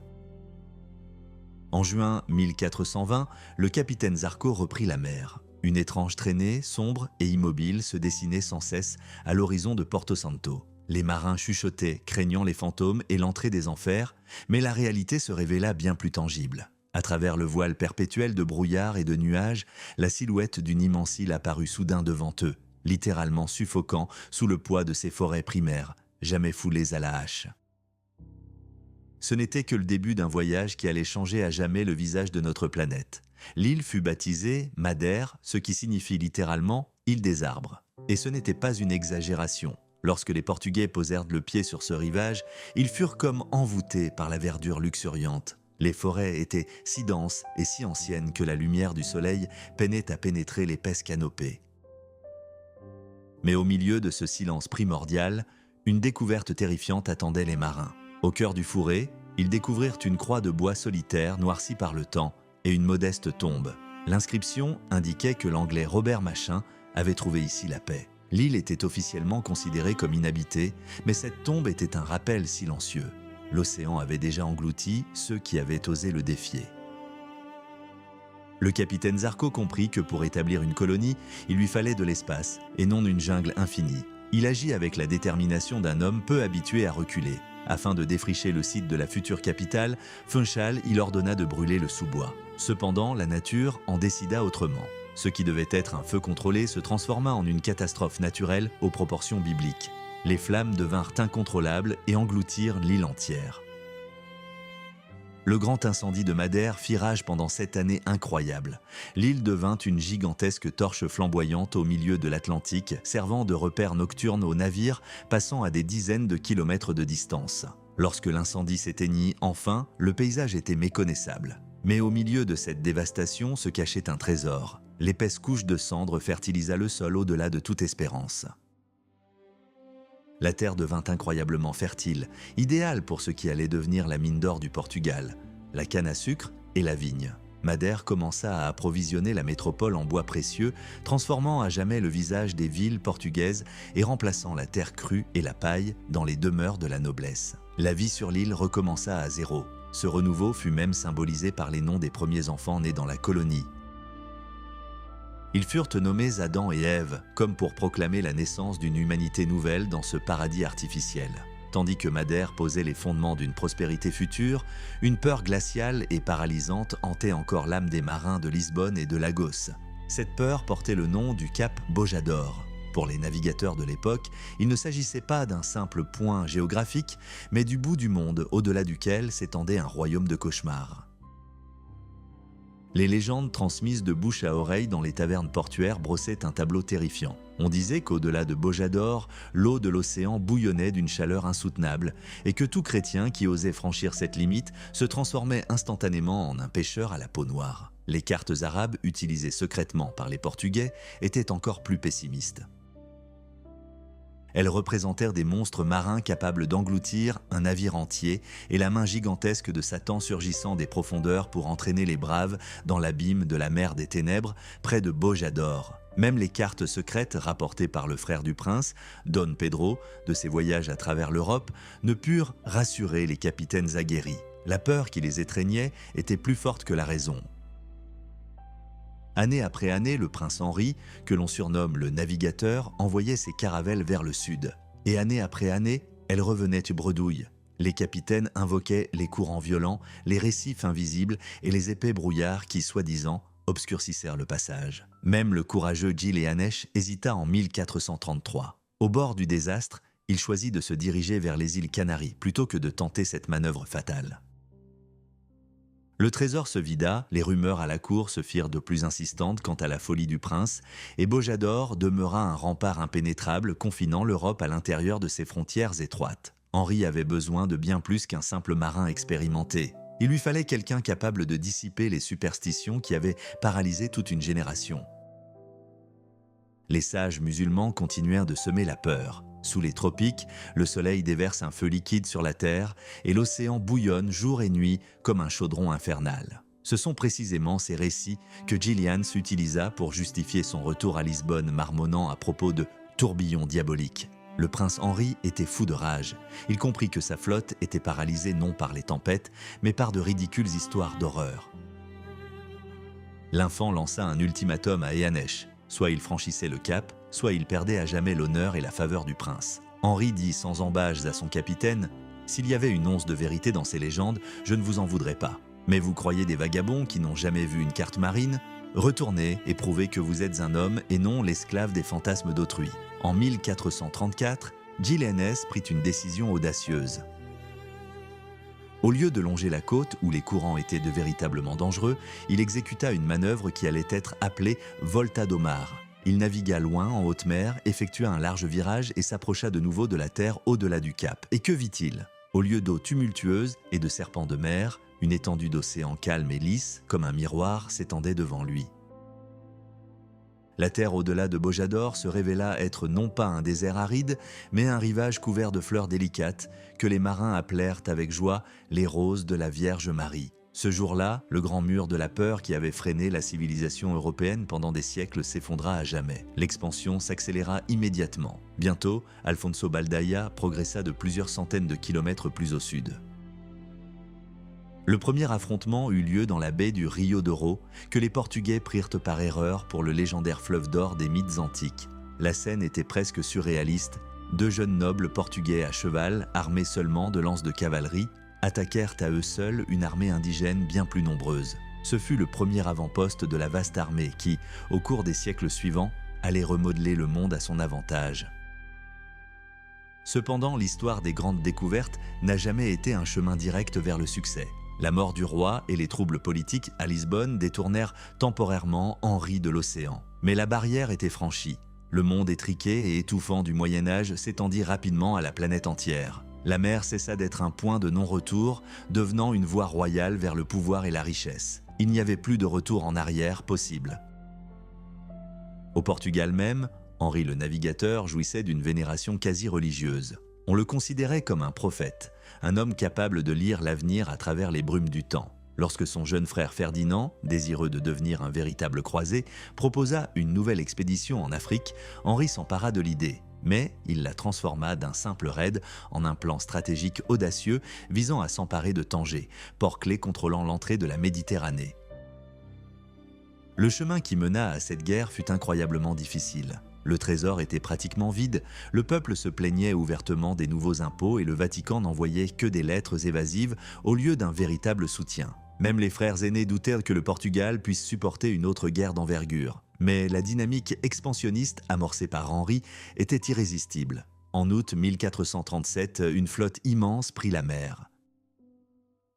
Au début, la chance semblait à nouveau sourire aux Portugais. Henri se révéla un tacticien hors pair. Il mena son armée à travers les cols à une vitesse fulgurante et rejoignit les navires aux portes de Tanger. Mais la ville était défendue par Saladin, un vieux guerrier sage qui se souvenait parfaitement de la chute de Ceuta et avait tiré les leçons du passé. L'assaut initial se solda par un bain de sang. Les murailles étaient trop solides et les défenseurs trop acharnés. L'attaque éclair se transforma en un siège exténuant et épuisant sous le soleil de plomb africain. La situation devint rapidement catastrophique pour les Portugais. Une armée colossale de Morses venus de tout le Maroc se porta au secours de Tanger assiégé. Plus de 100 000 guerriers encerclèrent la poignée d'Européens, les clouant au sol. Henri se comporta comme un fou.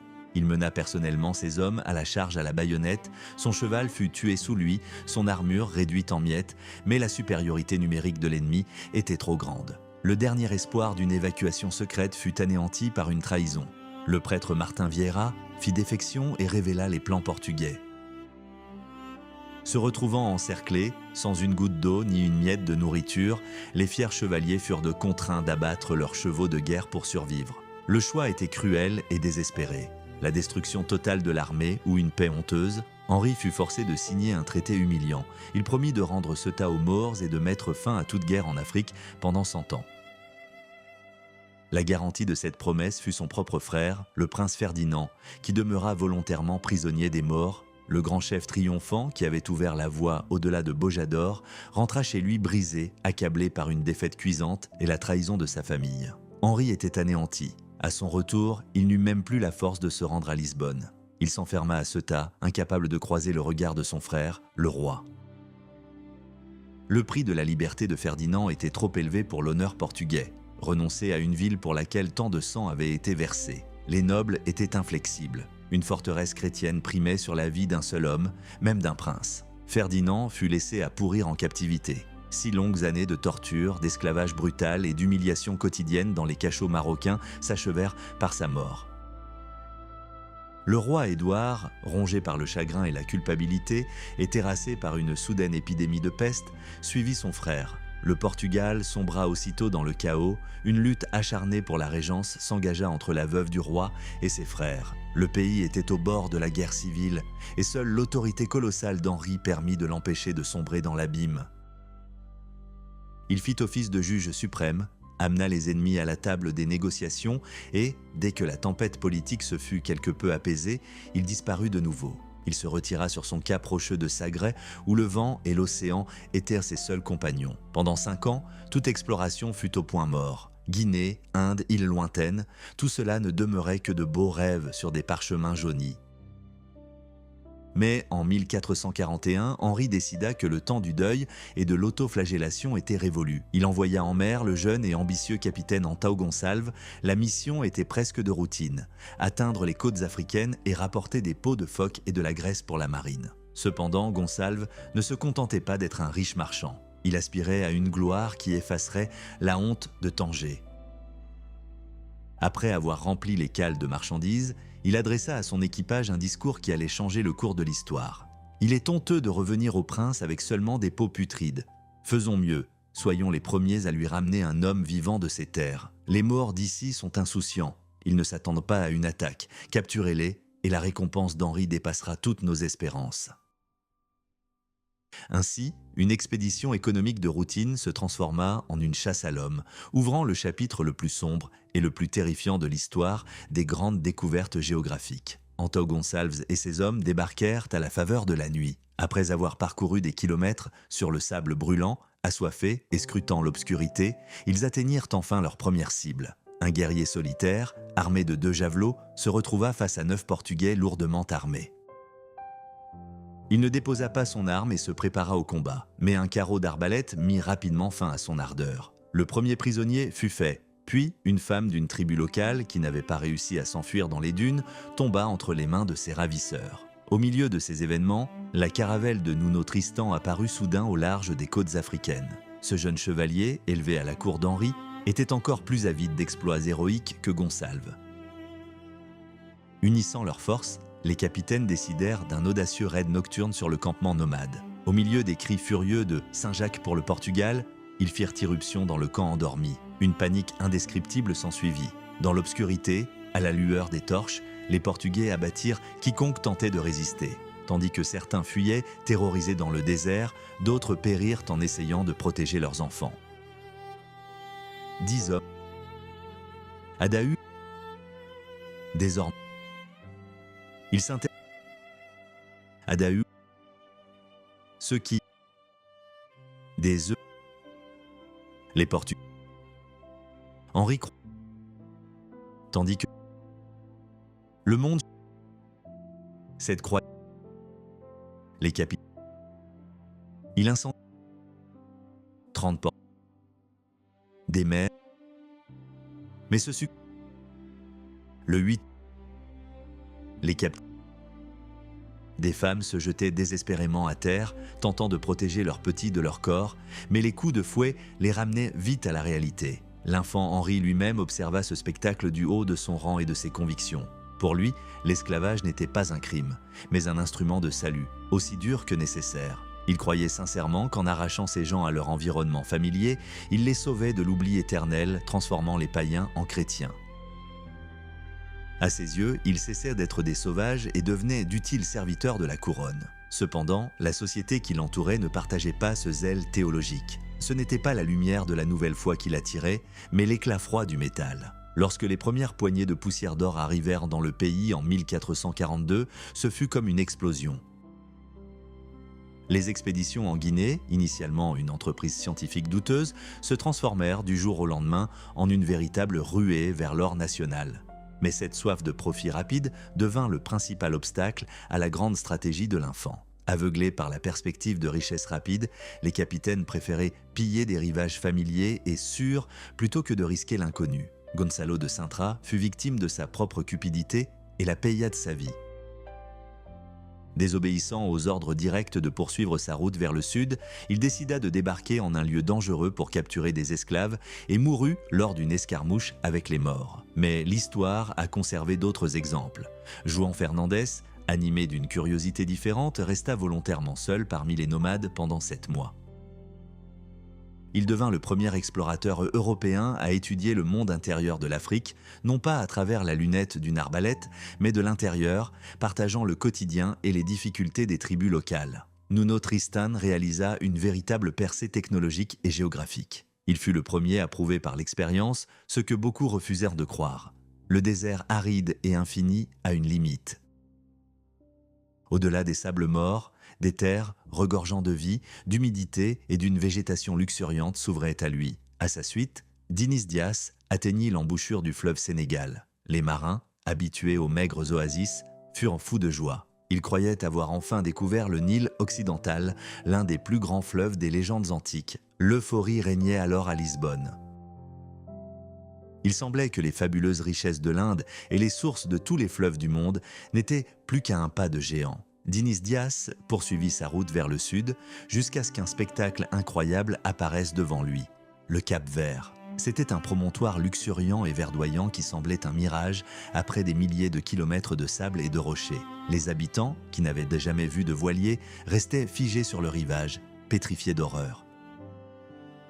Certains prirent la caravelle pour un poisson géant surgissant des abysses, d'autres pour un fantôme menaçant ou un oiseau étrange descendant du ciel. 4 des plus braves guerriers, à bord d'une pirogue, tentèrent d'approcher le navire pour l'examiner de plus près, mais apercevant des personnes vêtues d'étranges vêtements sur le pont, ils paniquèrent et s'enfuirent vers la rive. La nouvelle du succès de Dias a littéralement secoué la capitale portugaise. La crainte de l'immensité de l'océan a fait place à une confiance dangereuse et téméraire. Les marins s'imaginaient les mines d'or à portée de main, persuadés d'avoir depuis longtemps franchi la latitude tunisienne et d'être sur le point d'atteindre les mers orientales. Au Portugal, on croyait que les fruits de leur grande victoire étaient presque à portée de main, alors qu'en réalité, ils n'avaient même pas parcouru la moitié de la distance totale à travers le continent. João Fernandes, l'explorateur qui avait passé 7 mois parmi les nomades, tenta de ramener ses têtes brûlées à la raison. Ses récits apaisèrent l'ardeur de la couronne. Il décrivit une terre aride où l'on survivait uniquement de lait et d'herbes sauvages, où chaque gorgée d'eau valait plus que la vie elle-même.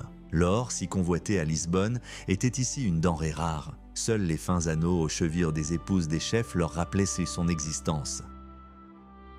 Une évidence s'imposa. Le voyage à travers le désert vers l'intérieur des terres était un piège mortel. Les oasis étaient de trop rares et la soif impitoyable. Pendant un temps, les explorateurs furent de nouveau remplacés par des profiteurs. Des capitaines comme Gonçalo Pacheco transformèrent les expéditions en raids sanglants. Mais la côte commença à se rebeller. L'Afrique n'était plus une victime sans défense. Lors d'une escarmouche, les indigènes, forts de leur connaissance du terrain et de leur supériorité numérique, surprirent et anéantirent un détachement portugais. De sombres rumeurs, terrifiantes, commencèrent à circuler à Lisbonne. Les corps des marins morts auraient été dévorés par des défenseurs côtiers enragés. Cela déclencha une nouvelle vague de haine et de peur. Lisbonne, assoiffée de vengeance et de restauration de son prestige, cherchait à effacer la honte de sa défaite et à affirmer enfin sa domination sur la côte. La ville de Lagos rassembla des forces sans précédent. En 1445, la plus grande armada de l'époque prit la mer. Ni les Génois ni les Catalans, pourtant considérés comme les meilleurs navigateurs de la Méditerranée, n'avaient jamais osé lancer une flotte aussi puissante et nombreuse en territoire inconnu. Le Portugal misait tout sur cette opération, engageant son avenir tout entier. En août 1445, 27 navires sous le commandement de l'amiral Lanzarote quittèrent le port de Lagos. Il s'agissait des plus belles caravelles et galères que les chantiers navals de l'époque pouvaient construire. Ce n'était plus seulement une razzia d'esclaves, mais une puissante démonstration de la volonté nationale. En chemin, ils furent rejoints par les rescapés du détachement mis en déroute de Pacheco, des marins épuisés, amers et assoiffés de sang. Désormais, 30 pavillons faisaient route vers le sud, porteurs de morts et de chaînes. L'expédition punitive avait pour première cible l'île de Tidra. Cependant, le débarquement nocturne, tant espéré par Lanzarote, tourna au chaos. Une marée basse, inattendue, provoqua l'échouage des bateaux dans l'obscurité la plus totale.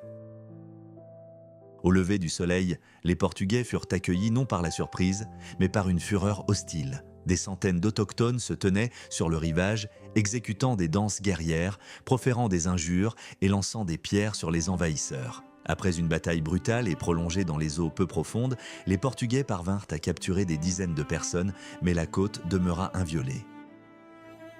Les habitants se replièrent simplement vers l'intérieur des terres, ne laissant derrière eux que des huttes vides et les cendres de leurs feux de camp. La flotte se dispersa. Les capitaines les plus ambitieux et les plus audacieux jurèrent de poursuivre leur route jusqu'au puissant Nil. Tandis qu'ils longèrent la côte, ils perçurent soudain un arôme incroyable et riche émanant du rivage.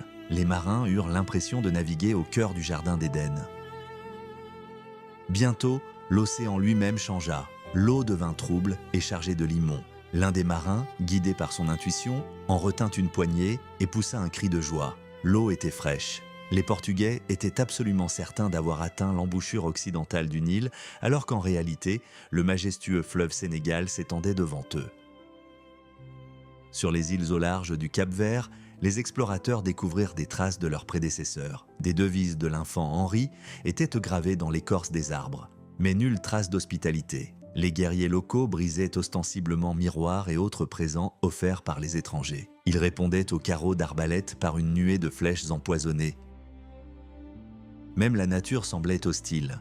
Les baobabs géants, aux troncs épais comme des palmiers, apparaissaient aux marins comme de sinistres sentinelles gardant l'entrée d'un monde interdit. La quête de la richesse s'était finalement muée en une guerre sans fin aux confins du monde habité. Tandis que certains capitaines recherchèrent des proies faciles aux îles Canaries, d'autres risquaient tout pour un but plus noble. Álvaro Fernandez, neveu du légendaire explorateur Zarco, ignora les baies commerciales propices et, avec obstination, mit le cap au sud sur sa caravelle. Il voyagea plus loin que tout autre Européen dans l'histoire, atteignant un fleuve que les Portugais considéraient encore comme le Nil. Les marins remplissaient des barils d'eau de ces terres lointaines avec une telle vénération, comme s'il s'agissait d'une source sacrée.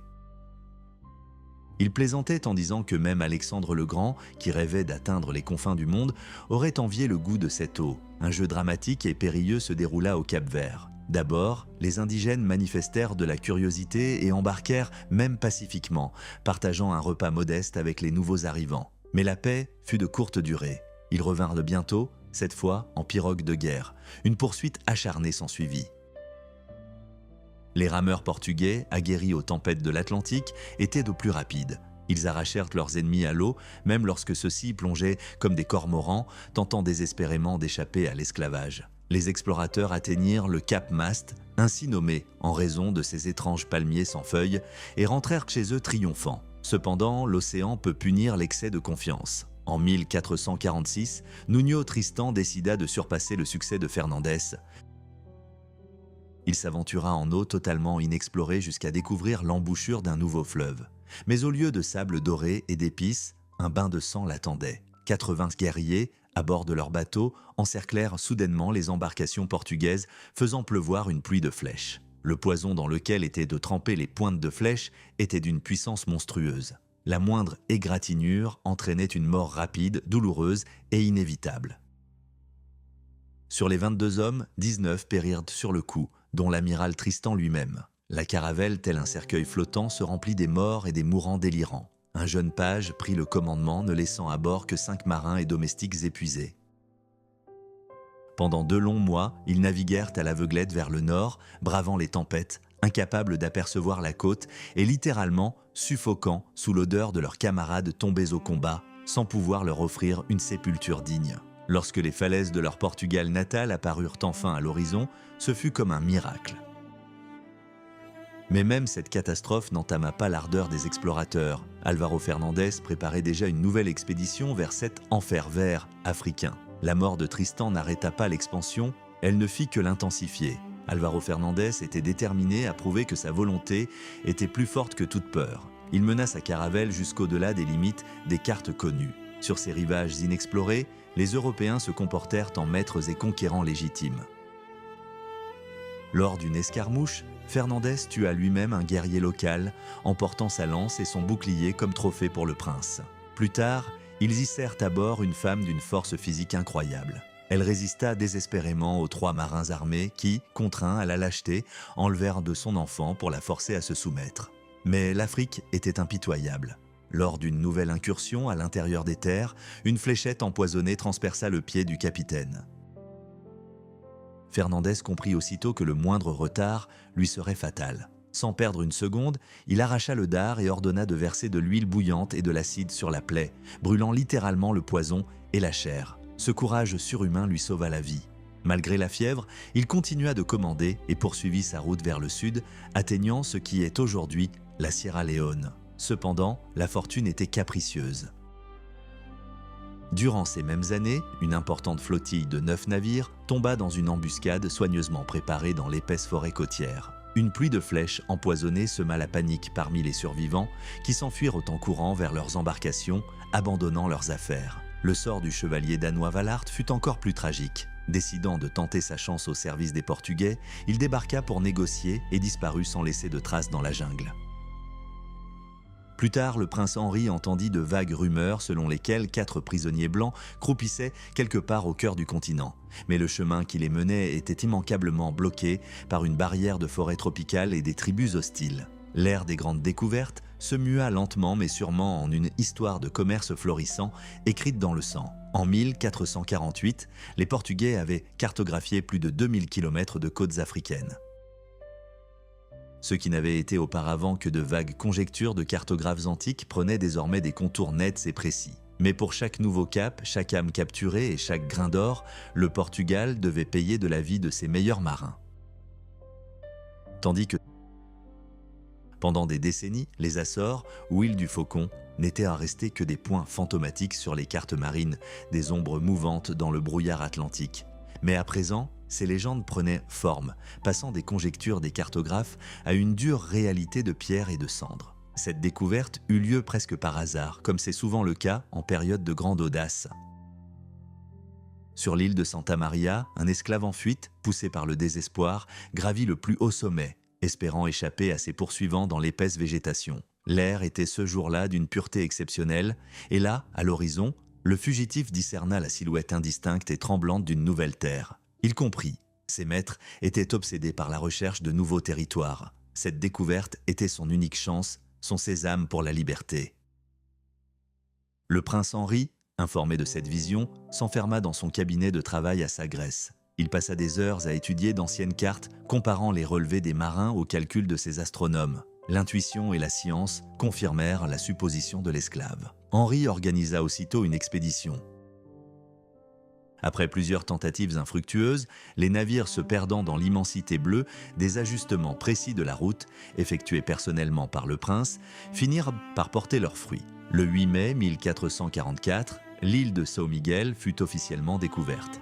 Mais la découverte n'était que le début. Cultiver ces falaises volcaniques devint une épreuve exténuante pour la volonté humaine. Les premiers colons, parmi lesquels des Maures captifs, frôlèrent en la folie. Le sol sous leurs pieds était agité. Tremblements de terre incessants, grondements souterrains et émanations toxiques semèrent la terreur. Ils étaient prêts à fuir sur n'importe quelle embarcation, aussi vétuste fût-elle, pour échapper à la fureur de cette terre vivante et tremblante. Mais la couronne portugaise n'avait pas coutume de reculer. À la suite des premiers colons, des nobles flamands tels que Jacques de Bruce et Job van Herter affluèrent envers les îles. Sous le patronage de la duchesse de Bourgogne, ils y amenèrent des milliers de personnes, artisans qualifiés, prêtres austères et paysans prêts à travailler la roche.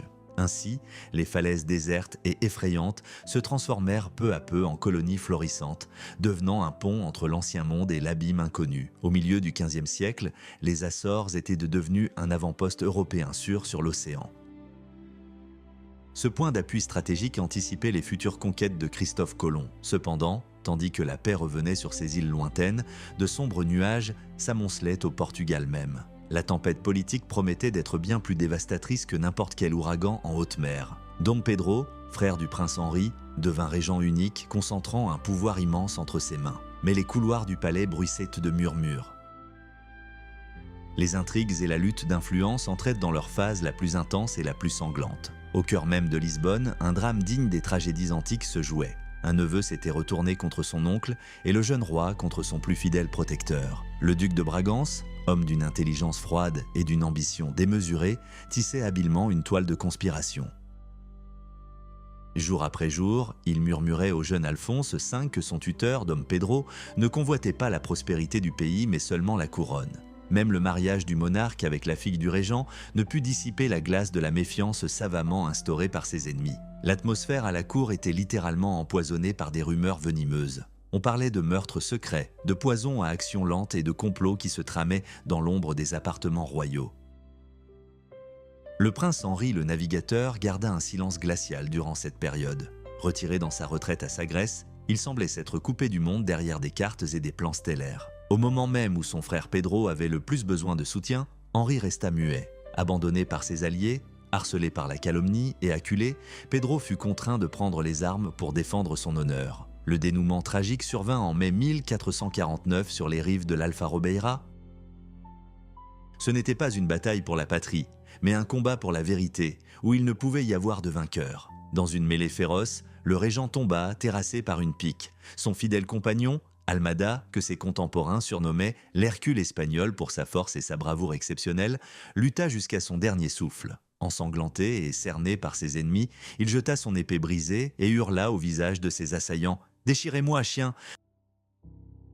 Ce n'est que des années plus tard que le roi Alphonse, rongé par le remords, ordonna que son oncle soit enterré avec les plus grands honneurs dans le tombeau royal du monastère de Batala. Mais les morts ne pouvaient être ramenés à la vie. L'histoire, cependant, poursuivait son inexorable mouvement. Une ère de sang et d'or exigeait des hommes nouveaux, cyniques, courageux et avides de découvertes. Bientôt, le Vénitien Alvis Cadamosto se présenta au prince Henri.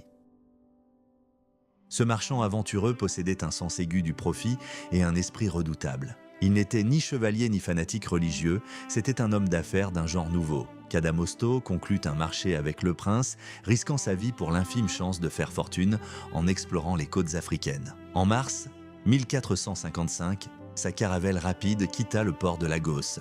Cadamosto s'apprêtait à naviguer là où aucun Européen n'avait jamais mis les pieds, découvrant le mystérieux golfe de Guinée. Sa route le menait vers le sud, au-delà des îles déjà habitées de Porto Santo et de Madère. À cette époque, ces îles étaient devenues des oasis verdoyantes, plantées de vignes crétoises et de cannes à sucre. Mais les anciens se souvenaient encore des jours terrifiants des débuts de la colonisation. La légende raconte qu'un incendie si violent s'y déclara un jour que le découvreur, Zarco, et sa famille se retrouvèrent bloqués dans le fleuve glacé pendant 2 jours, tandis que le brasier dévorait les forêts ancestrales, transformant l'île en un brasier infernal. Les îles Canaries se profilaient à l'horizon. La pyramide enneigée et colossale de Tenerife se dressait au-dessus de l'horizon. Les marins apercevaient son sommet flamboyant à des centaines de kilomètres et l'utilisaient comme un phare naturel. Ces rivages arides étaient le foyer des Guanches, une tribu primitive d'hommes préhistoriques. Ils ignoraient tout du fer, se peignaient le corps de jus de plantes aux couleurs vives et lançaient des pierres avec une précision redoutable, capable d'abattre un oiseau en plein vol. Les Canariens couraient plus vite que des cerfs, escaladèrent des falaises abruptes et vénérèrent leurs idoles jusqu'à l'apparition des premières forteresses chrétiennes en pierre sur leurs terres. Au-delà du cap Blanco, là où les sables infinis du Sahara cédaient enfin la place à des collines rocheuses, Cadamosto découvrit un carrefour de monde bouillonnant. À Argina, des marchands arabes commerçaient avec les berbères, échangeant or et esclaves contre des chevaux barbes de pure race. Mais le Vénitien fut encore plus stupéfait par sa rencontre avec le Sénégal. Les habitants, qui n'avaient jamais vu de navires européens, restaient figés de terreur sur le rivage. Les voiles blanches leur apparaissaient comme les ailes d'oiseaux de proies géants, et les caravelles elles-mêmes comme des fantômes des mers ou des poissons monstrueux venus d'une autre dimension.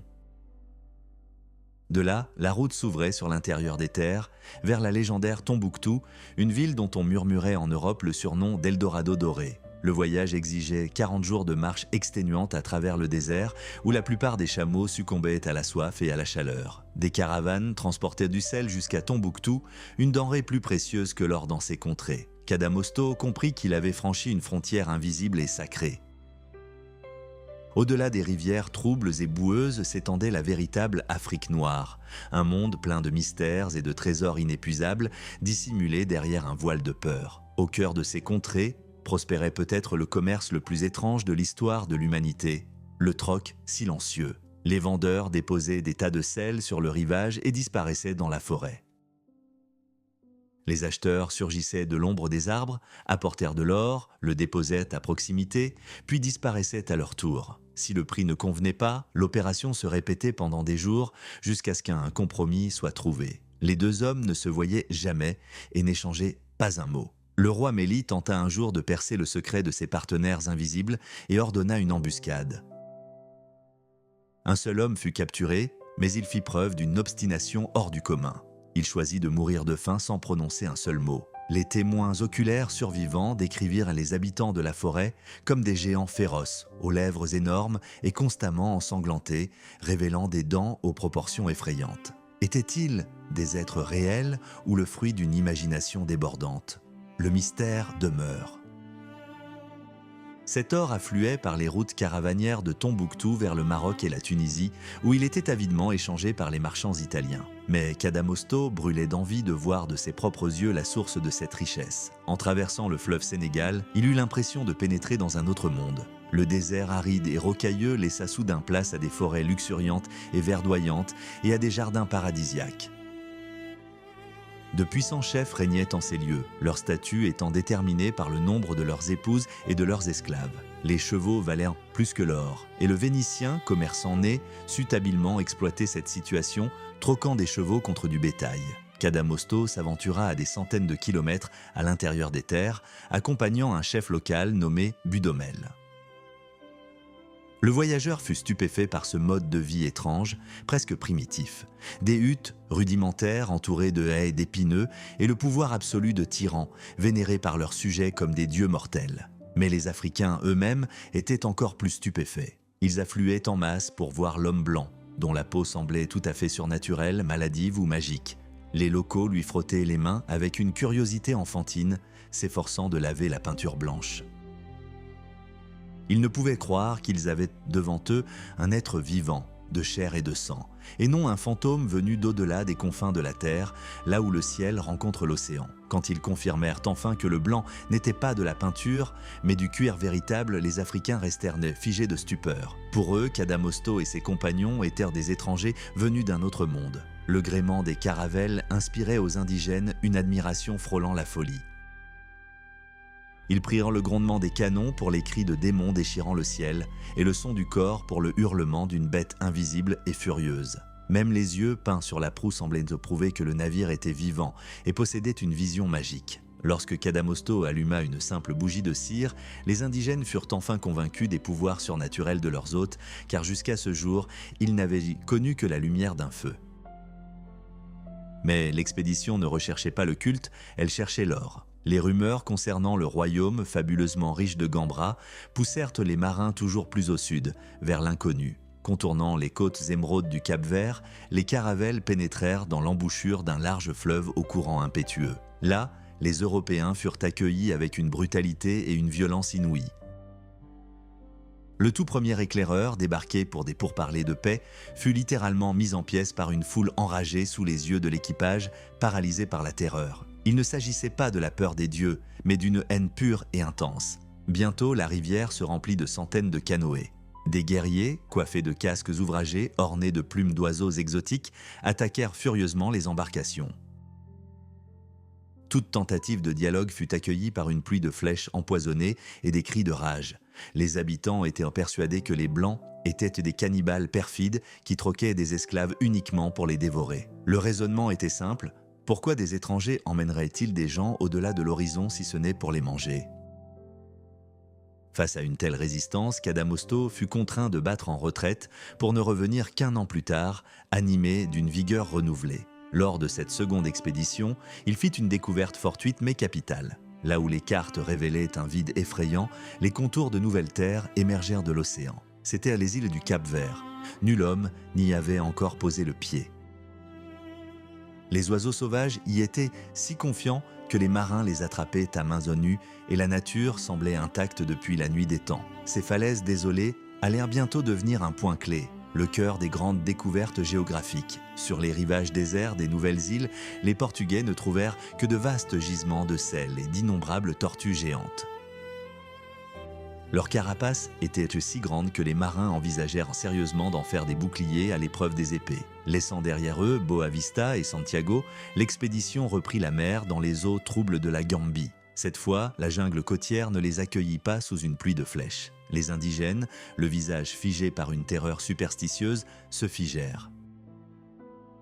Les voiles blanches se détachant sur le ciel tropical et la peau d'une pâleur mortelle des marins leur apparurent comme un présage de la fin du monde. Après de longues et prudentes négociations, un guerrier local se décida enfin à embarquer. En échange de généreux présents, miroirs, perles et étoffes, il se confia et parla du puissant roi Batimance, dont le royaume s'étendait en amont, là où le fleuve se rétrécit et s'approfondit.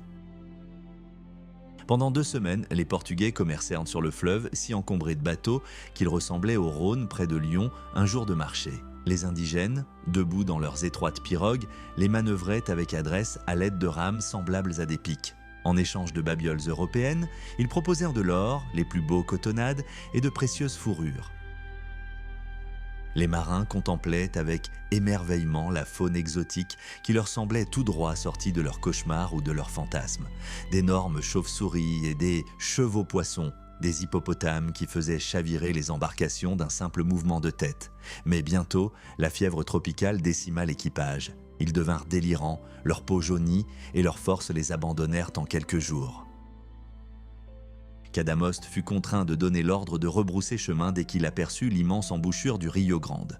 Là, les courants étaient si incroyablement forts que les caravelles furent arrachées de leurs 3 ancres et rejetées sur le rivage comme des épaves. L'ère du prince Henri touchait à sa fin. L'impulsion finale du vivant de ce grand homme d'influence fut donnée par Diego Gomes, l'homme destiné à clore ce chapitre de l'expansion portugaise et à ouvrir la voie à une réalité nouvelle, plus dure encore. Le monde ne serait plus jamais le même. Les frontières s'étaient étendues et l'océan, autrefois barrière, était devenu voie de passage. Diego Gomes se tenait à la proue de la caravelle, le regard fixé sur l'horizon où le ciel se confondait avec l'eau lourde et plombée. Luttant contre de puissants courants que ces marins, pris de panique, confondaient avec le bord de l'océan et le début d'un gigantesque tourbillon infernal, il maintenait obstinément sa navigation. La mer semblait résister aux intrus, repoussant les navires, mais la volonté du capitaine se révéla plus forte que les éléments. Bientôt, le grondement des vagues laissa place au murmure paisible du fleuve. Gomes avait atteint l'embouchure du grand fleuve et la riche cité marchande de Cantor. Là, à l'ombre d'immenses baobabs, les Portugais percèrent pour la première fois les secrets enfouis au cœur même de l'Afrique. Les marchands locaux, vêtus d'étoffes chatoyantes, se mirent à raconter des histoires à couper le souffle aux marins, en échange d'eau amère et de babioles scintillantes. Ils parlèrent de caravanes sans fin voguant depuis la légendaire Tombouctou, de mines d'or où le précieux métal gisait à même le sol, et d'un lac mystérieux, lointain à l'est, sur les rives duquel vivaient, paraît-il, des gens à la peau claire. Ces légendes aux allures de contes de fées finirent par convaincre les Portugais. Derrière l'impénétrable muraille de la jungle se cachait un chemin vers des trésors inestimables. Ils comprirent que tout ce qu'ils avaient de vu jusqu'alors n'avait été qu'une longue introduction et que leur voyage vers le grand et terrifiant inconnu ne faisait que commencer. Au cœur de la jungle africaine, là où aucun Européen n'avait jamais posé le pied, les Portugais découvrirent des récits palpitants. Les marchands chuchotaient comme s'ils craignaient de réveiller d'anciens esprits l'histoire du mystérieux roi Kukia. On racontait qu'aux portes de son palais somptueux reposait une pépite d'or d'une taille si incroyable que 20 hommes robustes peinaient à la déplacer. Chaque matin, le souverain attachait son cheval favori à ce précieux rocher comme s'il s'agissait d'un simple poteau de bord de route. Les rumeurs brossaient le tableau de contrées orientales où le sol était littéralement saturé de poussière d'or, mais où l'air des mines profondes était mortel pour quiconque osait s'y aventurer en quête de fortune. Ces histoires de richesse et de mort attisèrent la cupidité et l'enthousiasme des explorateurs. Diego Gomes s'enfonça toujours plus profondément dans les terres, constamment tiraillé entre le commerce fabuleusement lucratif et la menace mortelle des flèches empoisonnées jaillissant de l'épaisse végétation. À l'embouchure du fleuve Gambie, une rencontre l'attendait qui allait changer le cours de l'expédition. Il se présenta devant le puissant chef Nomi Mansa. Ce dernier, Nomi Mansa, sur l'île. Se débarrassant de ses anciennes craintes, il naviguait grâce aux étoiles avec une précision bien supérieure à celle des cartes les plus sophistiquées de l'époque. Les mathématiques et l'astronomie triomphèrent enfin de la superstition. Mais la mer, source de richesse, ne pardonnait jamais la trahison des intérêts de la couronne. Le capitaine, tandis que, en l'honneur, en 1000, son but, pendant 3 pour équiper un an plus. Henri, son esprit. Henri n'a même fait. Il a trans. Il longe. Le succès. Orné. Diogo Caon découvrit l'embouchure du puissant fleuve Congo et progressa sur des milliers de kilomètres vers le sud, mais le plus grand secret du continent demeurait nimbé de mystère. Jean II rêvait non seulement d'or, mais aussi de rencontrer le légendaire prêtre Jean, le grand roi chrétien d'Orient, une alliance avec laquelle il pourrait bouleverser à jamais l'équilibre des pouvoirs dans le monde. En août 1486, 2 frêles navires, sous le commandement de Bartholoméo Dias, prirent la mer. Sa mission paraissait suicidaire à ses contemporains, trouver la côte africaine et l'entrée de l'océan Indien. Au large des côtes de l'actuelle Namibie, la flotte essuya une tempête monstrueuse qui dura 13 jours. Les navires furent ballottés par des vagues gigantesques jusqu'à ce que la côte disparaisse complètement de leur vue. Lorsque la tempête se calma enfin, Dias mit le cap à l'est, espérant apercevoir la terre, mais ne trouva qu'un désert infini. Il risqua alors de se diriger vers le nord et découvrit soudain un littoral qui s'étendait non pas vers le sud, mais vers le nord-est. Le cœur du capitaine se serra, Il réalisa qu'il avait contourné l'Afrique sans même s'en apercevoir, pris dans la lutte acharnée contre les éléments. La route vers l'Inde, recherchée depuis des décennies, était enfin ouverte. Mais l'équipage, épuisé et à moitié affamé, se mutina et, sous la menace de mort, le força à rebrousser chemin. Ce n'est qu'au retour que Dias aperçut ce cap majestueux qu'il avait rebaptisé avec colère le cap des tempêtes. Mais le roi, pressentant son triomphe imminent et définitif, le renomma cap de Bonne-Espérance. Pendant ce temps, l'éclaireur Perrault, d'Acovillain, rejoignit l'Inde par voie terrestre, confirmant que des montagnes d'épices et des richesses inestimables l'attendaient bel et bien à l'est. Le Portugal retint son souffle. La grande expédition de Vasco de Gama était imminente. Le Portugal s'imposait rapidement comme la première superpuissance maritime de l'histoire. Ses forts et comptoirs commerciaux s'étendaient des rivages de l'Afrique de l'Ouest jusqu'à la lointaine Malacca, et les épices d'Orient affluaient vers Lisbonne comme un fleuve, transformant les plus démunis d'hier en hommes les plus riches d'Europe. Derrière ce triomphe planait l'ombre indélébile d'un homme, le prince Henri, le navigateur. Son école de Sagres forma toute une génération de navigateurs qui suivirent fidèlement ses enseignements, même des décennies après sa mort. Cependant, c'est précisément ce dévouement fanatique à la tradition et à la route du Sud qui se retourna contre la couronne portugaise. Lorsque l'inconnu Christophe Colomb se présenta à Lisbonne avec un projet audacieux, voire insensé, d'atteindre l'Inde en traversant l'océan Atlantique vers l'ouest, il fut ridiculisé. Les experts portugais, grisés par leur succès au sud, jugèrent ces calculs erronés. Ils décidèrent de tricher. Ils envoyèrent secrètement leurs navires suivre la route proposée par Colomb pour vérifier sa théorie. Mais les marins, lâches, revinrent bredouille quelques jours plus tard, racontant les histoires habituelles de monstres marins et de brouillards impénétrables dissimulant l'abîme. Furieux de la tromperie et de l'arrogance des Portugais, Christophe Colomb partit pour l'Espagne où se trouvaient ses rivaux. Le Portugal livra ainsi la clé du Nouveau Monde à ses adversaires. Mais le paradoxe de l'histoire est que la découverte de l'Amérique elle-même ne fut possible que grâce à l'étincelle qu'Henri alluma jadis dans son château perché au bord d'une falaise. Cette étincelle mit le monde en mouvement, transforma la conscience humaine et mit l'océan au service de l'humanité. Ce processus était désormais irréversible. L'ère de la grande unification des continents avait commencé et ces héros furent ceux qui osèrent regarder au-delà de l'horizon.